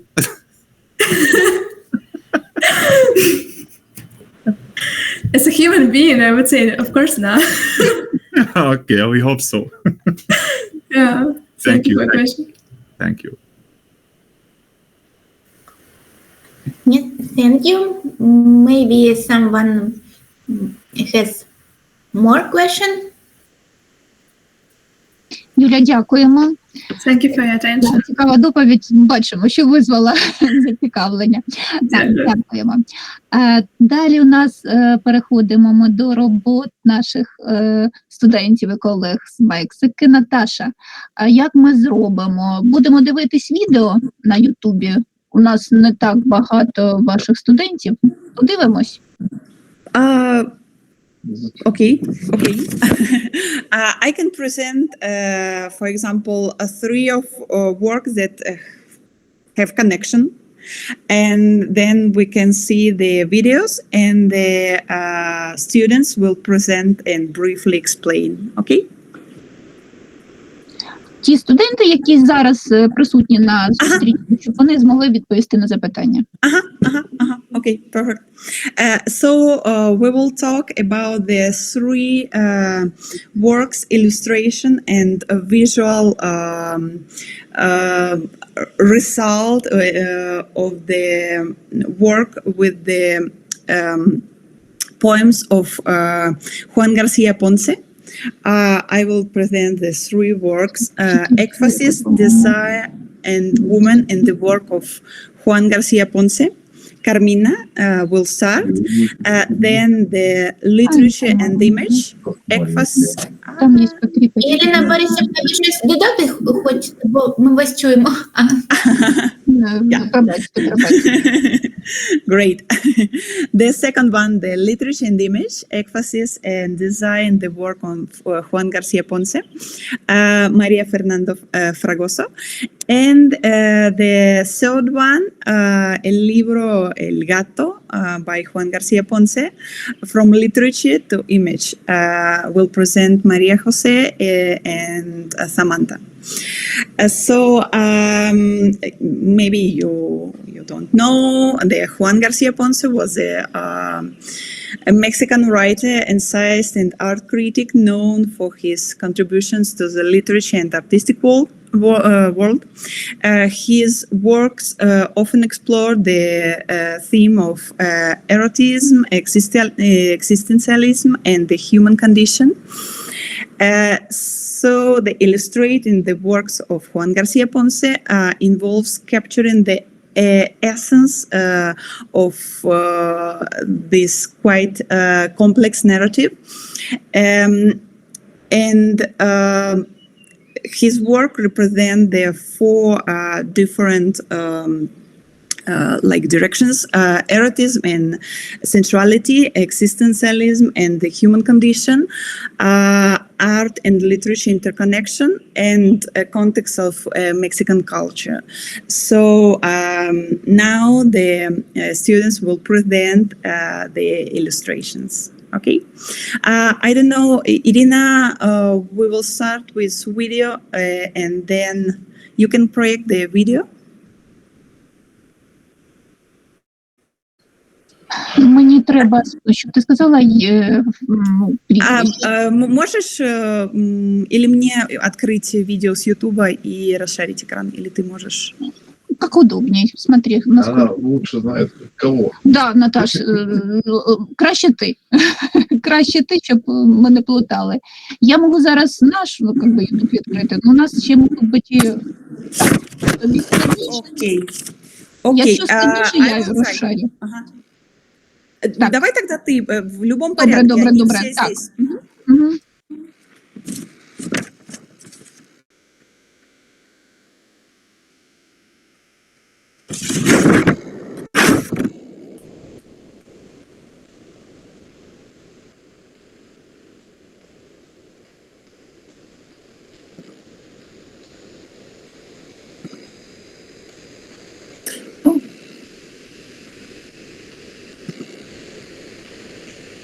Я вже знайшла відео Карміни.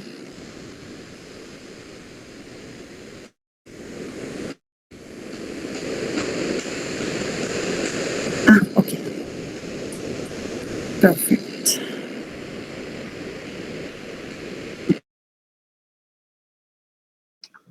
Наташа уже, наверное, Наташ, кого запускать? Да. Кармина. Кармина первая. Да. Good day. My name is Carmina Lopez. I am a Mexican illustrator. I am currently studying the sixth semester of a BA degree in digital arts. The illustration I present today is based on the book La Invitación by the writer Mexican. The illustration I present today is based on the book La Invitación by the Mexican writer Juan Garcia Ponce. The story is located in Mexico in 1968. I was going through a delicate situation with the abuse of power. There was a constant fight against the authoritarian and repressive regime. The protagonist is named R, the letter R. We don't know his full name. And he was sick for months and locked up in his house in the care of his parents. He had hallucinations from time to time, in which he realized that he saw one day without the illness that afflicted him. When he was finally able to go out into the world, of course with his doctor's permission, he meets a friend from university, Mateo Arturo, who invites him to his house to spend the afternoon and talk about the old days. That's when he meets Beatriz, Mateo Arturo's supposed wife and the woman I portrayed. She is described as a tall, thin foreign, with big eyes and hair tied in a hairstyle of that time, but messy, with a mysterious and attractive aura, like a dream.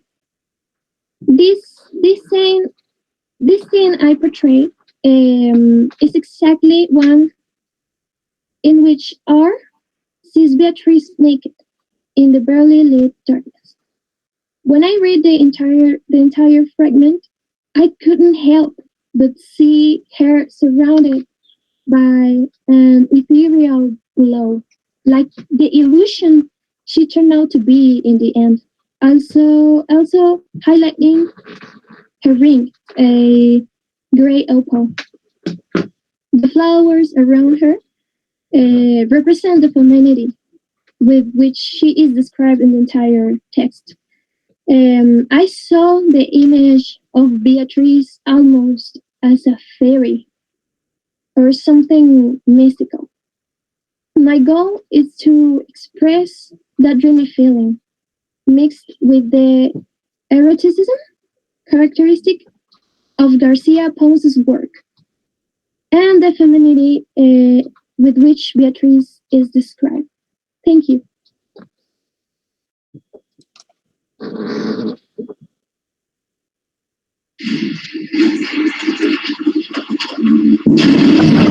Okay, I will present the Carmina.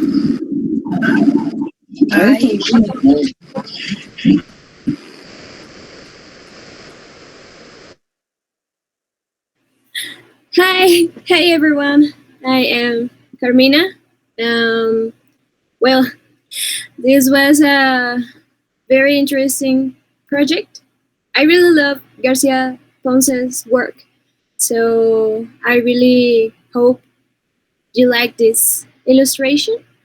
And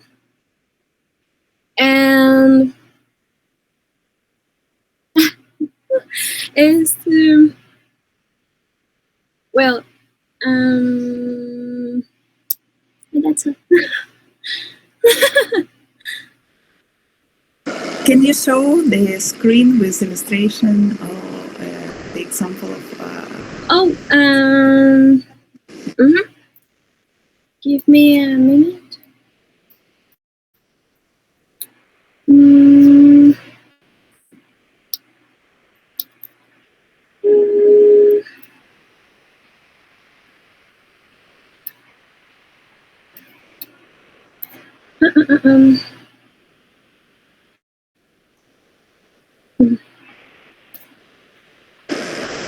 We are using Teams, so the Google Meet is quite different than the interface. Give me a moment.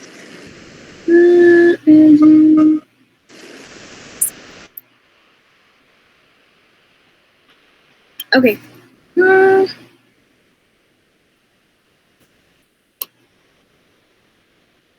It's sharing.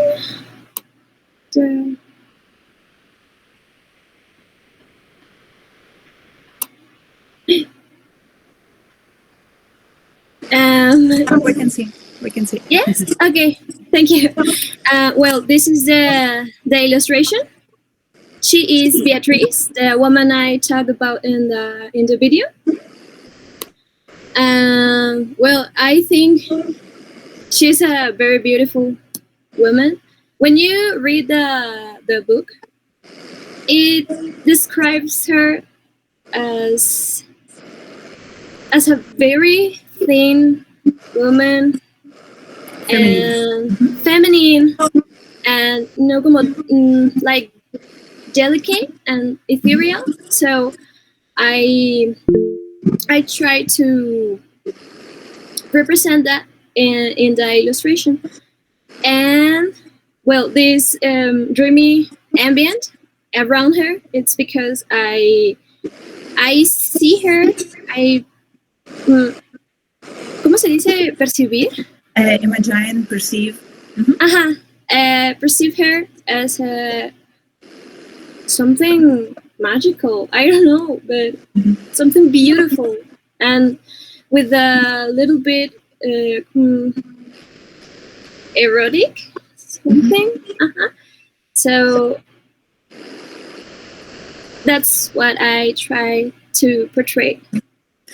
This is the main character, and she will draw the different in a different theme. This Beatrice. Okay, so Anas have a question. Yeah, has a question. Anas, por favor.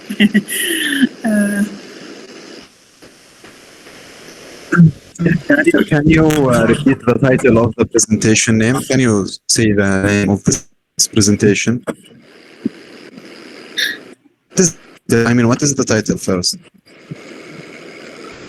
Excuse me? Can you repeat? Can you tell me what is the title of this presentation? Is Design and Woman in the work of Juan Garcia Ponce. It's the first work. Okay. So is this picture related to this presentation title? Yes. Yes. Okay. Thank you. Okay, thank you for your presentation. I will prepare my question. This is the main character of this novel of Juan Garcia Ponce, and in 3 works, the students is working on ambient in the main character and bring to life the novel of this writer. Yes, Anas? I'm sorry, but I want to tell you that in our religion, this picture is haram. Okay, we are Muslims, and unlike these pictures, we can't look to like these pictures. So, if you can, please remove this picture if you can, because this, like these pictures in our religion, is haram. Oh, right. Yes, thank you. Yeah. Okay. Yeah, we didn't know the program. Yeah, no problem. That's So fine. we can't Sorry. just we can't look for sexual images or sexual pages or something like that. Yes. Oh, okay. There's 3 works exploring the theme of terrorism. That's why. Okay. Good luck. This way. Okay. Irina, I don't know if someone question.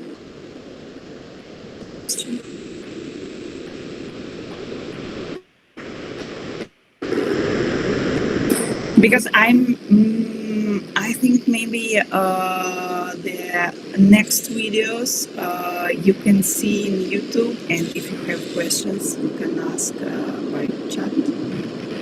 No? For the respect of our... Yes.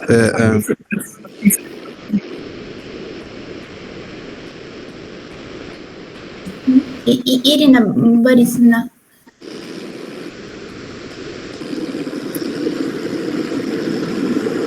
У нас тут технічні неполадки. Далі, Наталья, если можно, чтобы вы запускали. Хорошо, слушай, ну если я вот думаю, если видишь, он говорит, что им неприятно, они все 3 работы связаны. Я поняла, так, зрозуміла, так, да. Тоді просто, я розповідь про загальні роботи, так, да. Okay.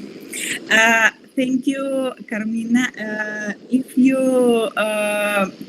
we can present the works and the next videos just you can see in channel of YouTube. Okay, so we will work in this order. So the next work, thank you so much. Can I ask a question? Yeah. Do you think the women can balance between the work and the work in the home, like for example, like cooking and playing with children and playing with dog, for example, and the work of, for example, 8 hours in a company? And there is a time in transportations, and yes, can she balance? And do you have a real experience about that? About the managed time between the work and the family? Yeah. Family and work. Yeah. And for example, if she have a dog, if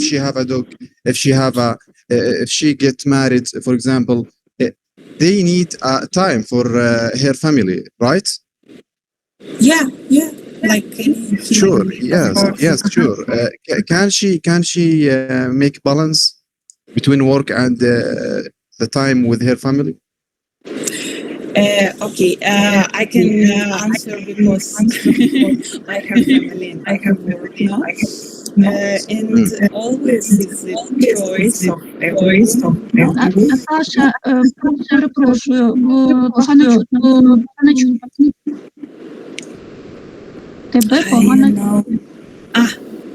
It's because of the open microphone of other participants. That's okay now? Нет, шипит немножко от вас и тиховато. Okay. Now? Чуть-чуть просто громче говори и все. Okay. So the questions what about the time that we manage between the work, the artistic project and the family.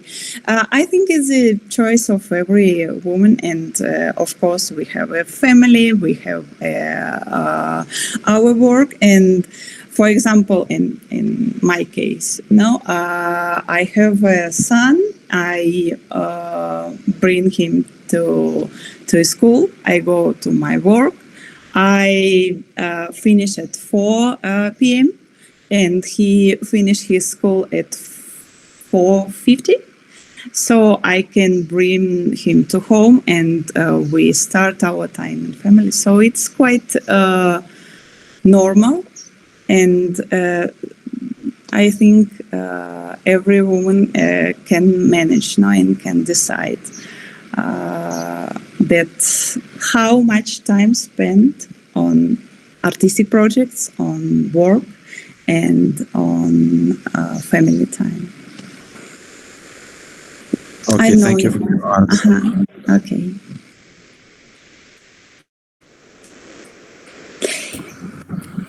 I think we can continue with work of Maria Fernanda. Maria, si estás aquí? Yes, I have seen. So can you present the work, the motivation, and the video they can see on YouTube channel? Yeah? It's okay? Okay. Well, my work is named Inmaculada. Perdón, ¿puedo decirlo en español? Porque yeah, and I will translate. Okay. Okay. Se llama Inmaculada, es de la obra del mismo nombre del autor García Ponce. Y pues es un trabajo sobre la éfraxis. Se lleva a cabo en esta ilustración la éfraxis, pero en reversa. Porque pues este proceso conlleva que primero se tiene una idea completa, tú lees el contenido del texto y tienes una imagen completa de lo que está pasando, y después se va haciendo más y más esencial hasta tener solo una idea o un sentimiento. Y aquí lo que hice fue llevar este proceso al revés. De un sentimiento, de una idea esencial, voy hasta una imagen completa, y esa es la ilustración final. Okay, the final illustration is a process of composition from the abstract idea to the compose the pieces in a whole image. I don't know, in the video you demonstrate the illustration? Yeah? Yes. Okay, so you can see the result. I don't know if you have any questions please, about the video. We can discuss. Yeah, I have seen the hand but I don't know. Thanks for interrupting. I'm sorry. I know your presentation is fascinating. Thank you for your time. Thank you for everything, but I have to go to work. I wish I can continue this lovely gathering. Thank you for your time. Thank you for everything. Thank you for having us. See you maybe next time. I hope it's safe and clear. Thank you. I should go. I have to work to go. Thank you so much. Okay, thank you. Thank you for your attention. Yes, thank you. Thank you so much. Good luck all.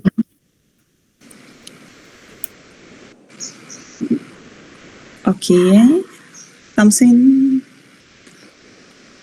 Someone else?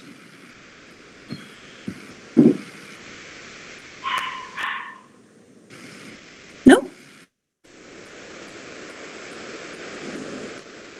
Daria, if you...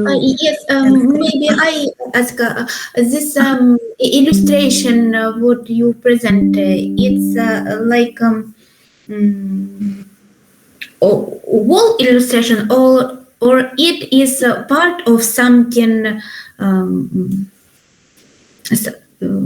something project maybe, or the idea illustrate several poems of Juan Garcia Ponce. It's like various novels. Yeah, so that's why 4 students work on each part of the project. Yeah, it's a complex project of. We have in our department Alfredo Zárate. He has specialty in literature, so we have a lot of works that trying to illustrate or make some installations that started with the literature, with the poems, with the novels. Mm-hmm. Yeah, so it's like a result of combined work between illustrators and literature specialists. Yeah, because the supervisor, the Alfredo Zárate, he is like extract the concept, and the students drawing the this abstract concept in drawing, or we can combine with music, we can combine with other technologies to present visually this art piece. Yes, great. And Anton, please. Did you try use AI-generated images for illustrate these poems?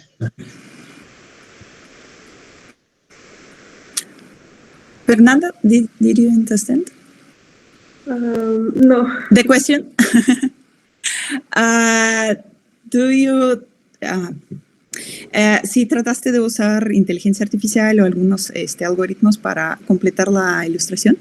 No, todo fue a partir de la idea que surgió a partir de la lectura, y yo hice todo el proceso, el boceto, pues también el coloreado, todo. Okay, this is a project complete authentic project.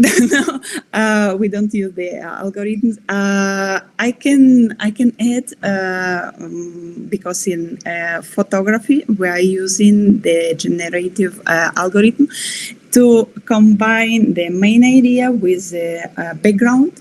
So we are using the tools of Photoshop to generate the theme. For illustration, they are using their own ideas from zero. So it's like drawing sketch, then the coloring, and then the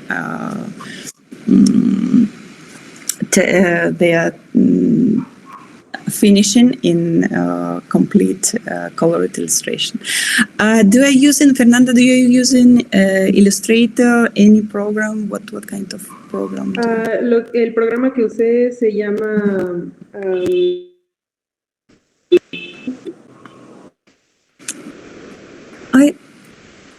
Something selection. ¿Otra vez qué programa? Fernanda, we don't hear you. Okay. No. It will be. I will ask in WhatsApp. They will. Okay, another question from Anas.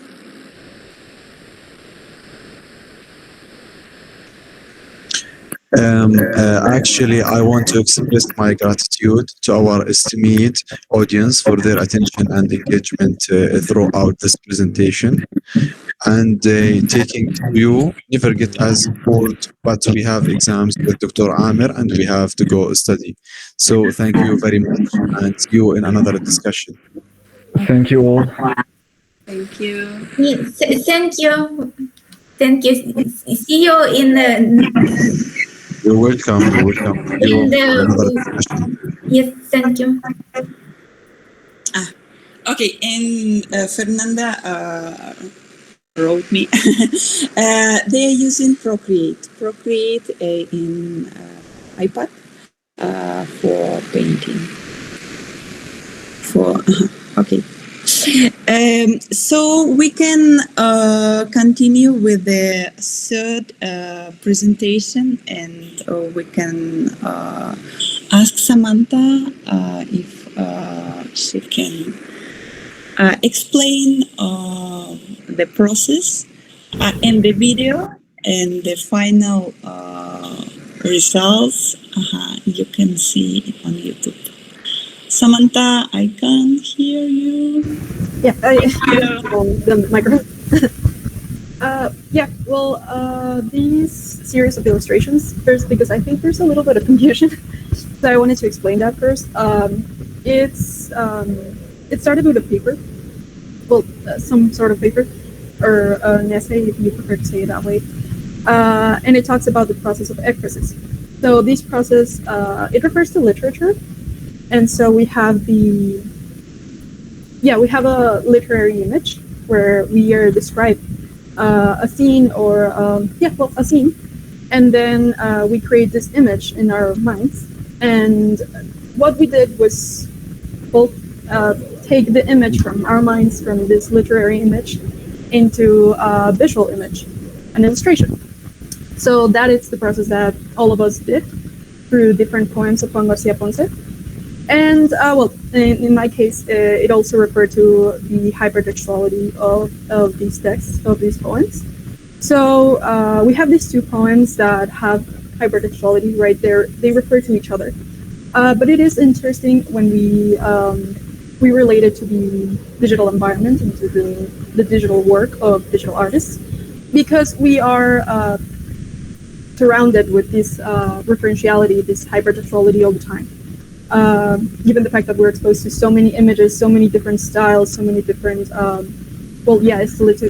stylistic decisions, it inflects it has an influence in how we express our art, how we translate from a textual image to a visual image. So that's pretty much what this is reflecting. It's how we go from one image to another image and the levels that we go through it, because the text talks about the levels of ekphrasis. So we first have this almost like a doodling, right? Like where it's just like we start to create an image, but it's a really unclear image, some type of sketching, and it's really like doodling almost. And then we go from that to a clearer image where we already see color and shapes in a much more clear way. And then we go from that to the final image where we have other elements. that are important in the text that we start with, the poem that we start with. So in my case, it's about the cat, and the lighting element. It's very important because in erotic literature, light is usually a pretty important element that enhances the female figure. So that's why lighting was a very important element that was added until the very last point in the illustration. So. Thank you for description. I don't know if you understand a little bit more. Any question? Hi, Julia.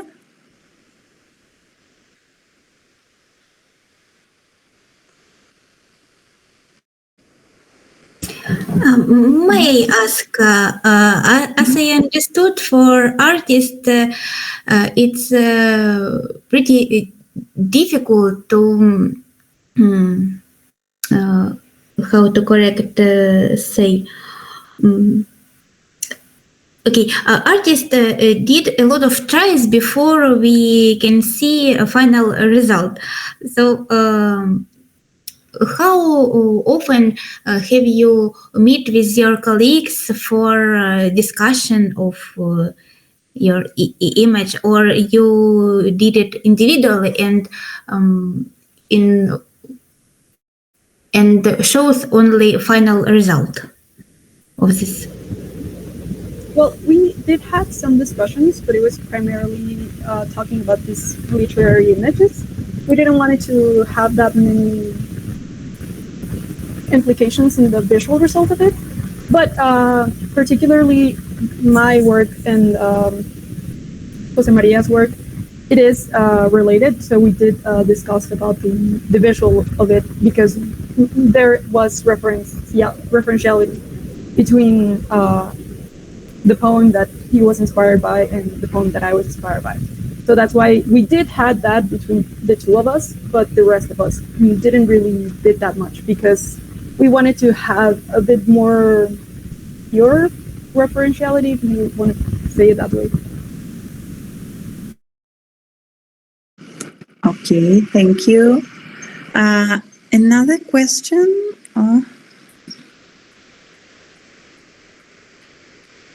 Daria, could you help me? I don't see the chat. I guess maybe other participants had some problems, with connection or something else, and couldn't hear us clearly. So, okay. Yes. So it's a reality in which we work. So we apologize for this in technical problems, but yes. Yeah, we didn't know about the connection. It's quite night. What time is it in Ukraine now? Okay, in Ukraine it's 7 p.m. Yeah. So it's almost night, and the blackout, the another stuff you can interfere. But you are recording the video, yeah? So yes. Okay. Thank you, Samantha. Yes, thank you. It was really interesting. Yes, thank you. Okay. Then I can. I don't know if we can change the order. For example, Jose Adrian, if he can present the last work, the website. Jose Adrian, ¿me escuchas? Hello, yes, I'm here. Okay. You can present, or we can see the video. Yes, I can present. Let me share the screen. Yeah, thank you. Welcome.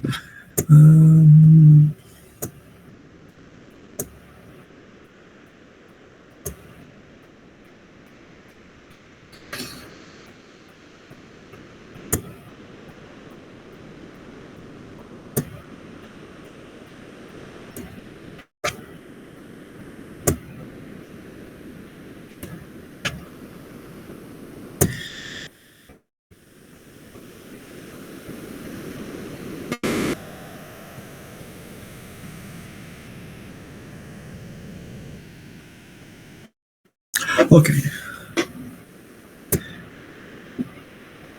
It doesn't show the Thank you. screen? Yeah, we can see. Thank you so much. Perfectly. You can start. Just, okay. Well, I'm going to present to all of you creation and maintaining a website that helps to raise awareness among the suicides. Sorry. Okay. So the agenda that we will be going through will be the first one, the goal. The goal of this project, motivations inside of this, a little bit of definitions about what is data journalism, a WhatsApp description, technologies that I've used, and conclusions that we get. Just let me share it with a better resolution. Just wait me a little moment. I'd like to share it with a different way. Let me see. Yeah. You can see it better? Can you see it? Yeah, we can see. Perfect. So, the main goal. The main goal was design and implement a website, which can be useful to raise awareness about this topic.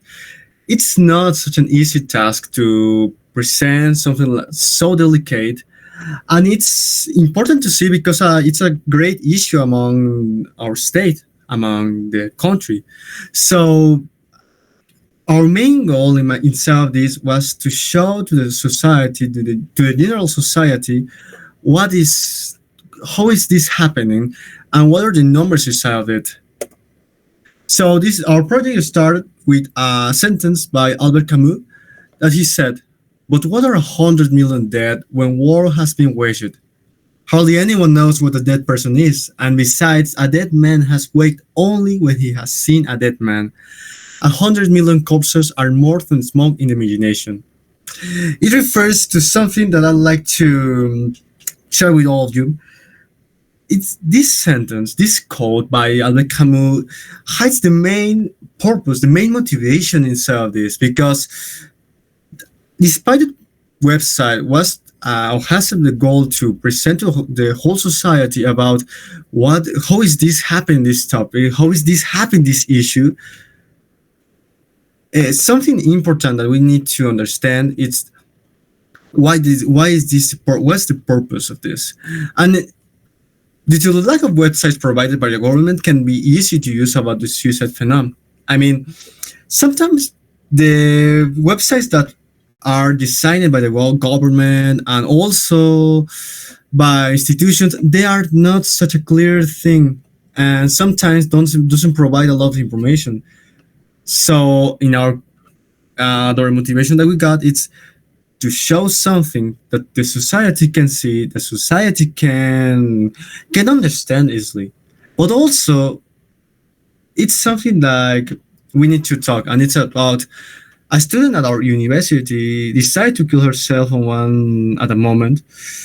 So the reason why we started with that sentence by Albert Camus, because inside of it, after that moment, after that phenomenon, the whole university felt a density smoke that it felt so heavy. I mean, that it was a topic that anyone could say or anyone could talk about, and I was so hidden. So this website tried to give that voice to the people that they don't have.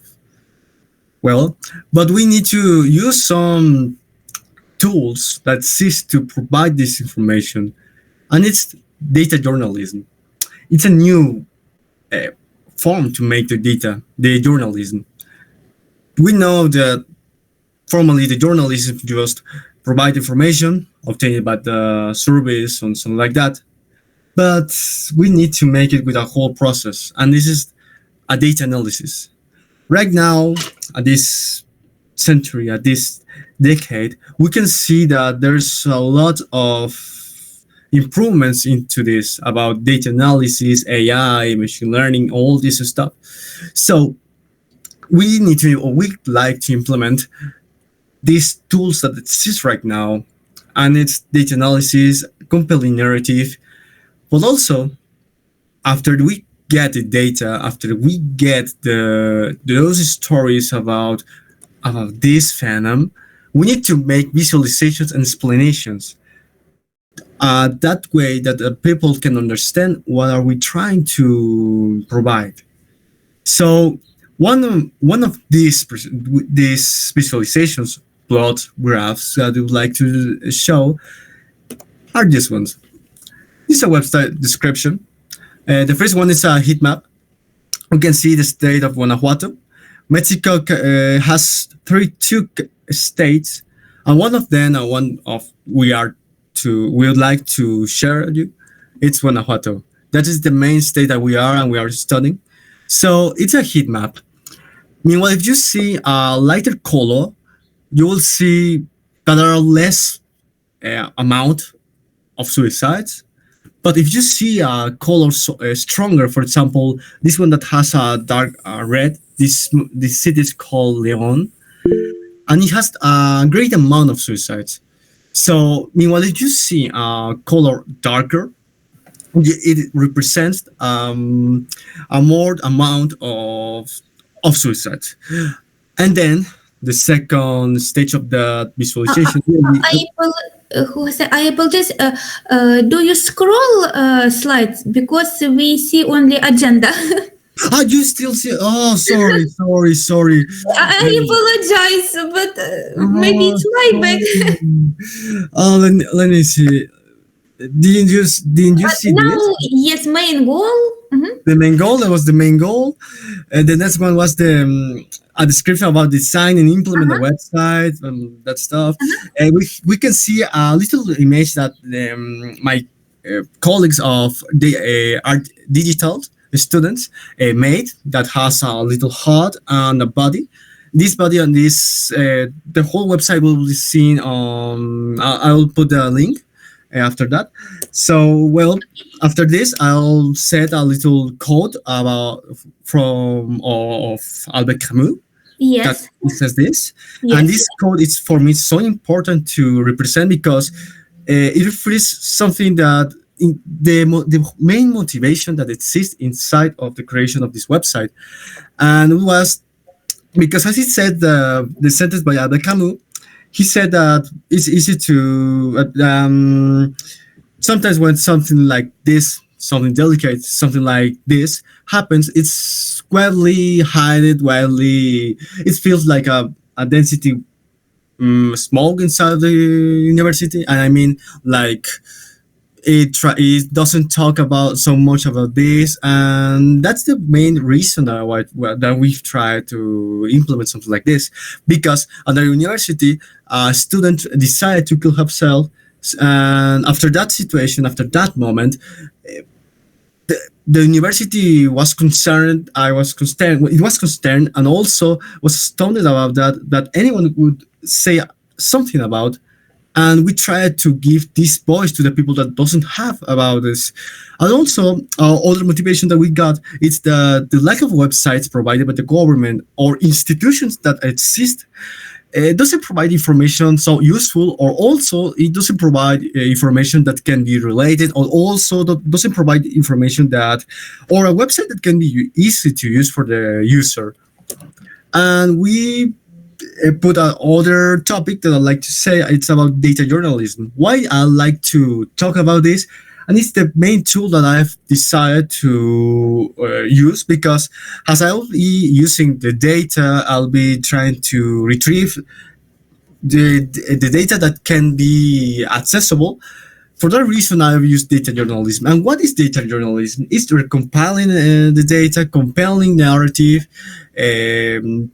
and also, after this process of data analysis, or first retrieving the data and then the data analysis, after that we get the process of compiling narrative. And I mean, like, for example, compile stories inside it. And after this process, we are going to make visualization explanations that can be easy to understand for the general people.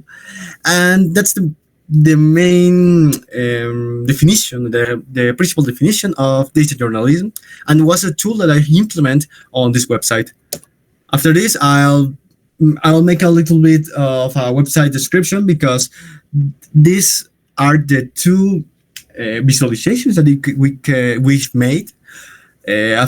So we can see the first one. That's a heat map. Meanwhile, you see a lighter color. You will see that there's a less amount of suicide. Besides, if you have a darker color, for example, that dark red, it represents there's a great amount of suicides. So if you see the image that it's down, you will see that it's a searcher. It's a search explorer, and you can see the amount of suicides that it happens in a city. You can find out a city on the state. At the beginning of this part of the slide, I said in Mexico there's just 32 states, but as our first step, we begin with the state that we were living, and the state that we're living is Guanajuato. And Guanajuato has around 46 cities. So you can see through the searcher, if you like to see, or for example, it's other city on Guanajuato, it's Salamanca. You look through it, and you can look through that what is the amount of suicides inside, or what is this amount of suicides on this city. So as an example, we've put the greater city, the greater amount of suicides that has in the city, and it's León. It has 138, and that represents with that dark red, and that's the main visualization that we got. Also, the technologies that we've used were React and Vue.js. React is a framework for JavaScript, and it can be so helpful to make visualizations, to make classes that can be reutilizable among the website, and the Byte.js. Byte.js is a builder for the website, and we can show, like, for example, well, it can deploy, it can build the website, and those were their main technologies that we've used, React and Vue.js to make the visualization on the website. But also we used the basic tools that are used on websites, for example, HTML or CSS. Has also to retrieve the data, to make a little analysis. We used Python with pandas. Although this project is not, it is still continue with the building of this. For example, we would like to make a whole visualization, but not just the state of Guanajuato. We'd like to share about the other states, for example, Jalisco, for example, other states that there are in Mexico with their own cities. So the conclusions that we got among this topic, among the creation of the website, were how is so useful the data journalism, because sometimes there are topics that are harder to explain, are hard to explain, but also to treat, to talk, and also the relevance about mental health. And it's something that we need to understand, that it's not just let it out and just that. No, it's such an important thing, like physical health. We need to give the own relevance, our own importance about the mental health. So thank you so much for paying attention on our slides. I don't know if I can share you the website. I don't know. May I? Yes, you can send in chat. The link? Yes. Perfect. Yes, thank you. It was a really interesting presentation, which, you push us to think about our life, because life is beautiful. Why it's happened? I mean, suicide, yes. Yes, it's a hard topic. Hard topic, of course. and we need to understand that sometimes there are troubles that are temporal, and we don't need to make decisions that are permanent, and can lend us to see the beautiful of this life that we got. Yes. Thank you for information for you which you shared, and especially data journalism. Yes.